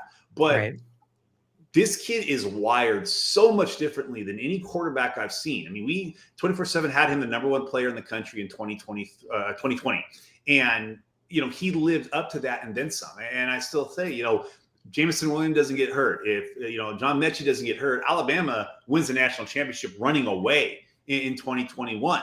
And you look at what Bryce does and how his ability to make things happen. He's a guy that I'm like, why are we overthinking this here? I understand that the draft is so much about the physical traits, but he's a guy that don't overthink it. Don't overthink it. Another guy I'm really high on that I love is Josh Downs. And loved him at North Carolina, loved him in high school. And if you think Josh Downs is good, wait till you see his younger brother in 3 years from now. His younger brother was the number 1 defensive player in the country in the 2023 class, headed to Alabama. But Josh was kind of not overlooked, maybe overshadowed a bit coming out of high school. In the class that he came out in, you had Jackson Smith-Njigba, who's now at Ohio State. You had, Julian Fleming was the number 1 receiver in that same class. And so Josh Downs kind of, flew under the radar, had a great career, had a little bit of, quarterback issues this year in terms of getting on the same page with Drake May early on before Drake May really kind of blossomed into the dude that he's become. But he was the guy for Sam Howell. So I look at a guy like Josh Downs and I see a comparison I would make for him as a guy like Robert Woods. That Robert Woods, was really good in college, but didn't get drafted until the 2nd round. Marquise Lee's another guy. Both of those players were same high school, same college team. But, for whatever reason, they were 2nd round draft picks. Maybe it was bad combines or pro days. It was so long ago, I can barely remember why they were 2nd rounders. But Josh Downs, that kid that sneaks into the 2nd round like a T. Higgins did. And then you get NFL teams going like, God, how the hell did we miss up on that and not draft him earlier? Downs is my guy. He's kind of like my sleeper that I'm thinking, okay, let him be a 2nd round pick and then make a lot of NFL GMs look foolish for not drafting him earlier. Love that call. I swear with some of these guys like T. Higgins, teams get too safe and they say like, oh, well, we'll just take this guy who could play special teams if he can't play split end, right? And it's just like, just take the DK Metcalf. Take T. Higgins. Forget special teams. You know what I mean? If you end up with N'Keal Harry, whatever. But I don't know. I don't like the safe call on that stuff. Dude, I wish we had more time to talk to you, dude. It's so great chatting with you. Before we let you go, I did want to ask about your foundation. You're the director of the Avery Strong DI PG Foundation. just let us know what you guys are doing over there, what we can do to help, how, to thank you for coming on here. I'm definitely going to throw a little donation your way. And I think I encourage everybody listening and everybody that learned something with this interview to do the same. So tell us a little bit about what you guys are doing. Yeah, I appreciate that. So in the summer of 2015, my wife and I, 6-year-old daughter at the time, Avery Huffman, normal, healthy little kindergartner, had no problems in the world. And on June 30th, 2015, we took her in for an ophthalmologist appointment thinking she had an issue with her eye. We walked out being told she was diagnosed with DIPG, which is a terminal form of brain cancer. The mortality rate is 100%. Essentially, the doctors told us go make a lifetime of memories in the next 6 to 12 months. And after 7.5 months of battling brain cancer, she passed away in February of 2016 at the age of 7. About 3 months later, my wife and I said we couldn't sit idly by and let other families be given the news that nothing can be done. What can we do to allow for something to be done? So we started the Avery Huffman DIPG Foundation in May of 2016. In that time, we raised nearly $1 million. Every cent has gone to research, to different professors, different researchers, different doctors at 35 plus hospitals in the United States, in Europe, and South America. Her tumor was donated to a hospital, and then that's been disseminated to labs across the country. And it's allowing researchers to find a way to treat this form of brain cancer and find a cure, so that when we were given the news nothing can be done, our goal and our passion now is to let doctors someday say to these families, something can be done. And we do it in her honor. We do it in her name. The football community has been tremendous. There's events that go on all over the West Coast, 7-on-7 tournaments, camps, you name it, where I get to share her story. Players are wearing shirts that say Avery Strong, and Amazing. funds are raised going specifically to this research. And it's something that, 24/7 is my job. The Avery Huffman DIPG Foundation is my passion. And that's what I do. Every day during her treatment, she'd get up, she'd make a list of things she wanted to do. I wanted to sulk. She wouldn't let me. So if she could get up with it while she was dealing with cancer, we can get up every day and fight for her. It's inspiring. That is amazing Truly. that you're making a huge difference. And we're 100% going to make sure that I'm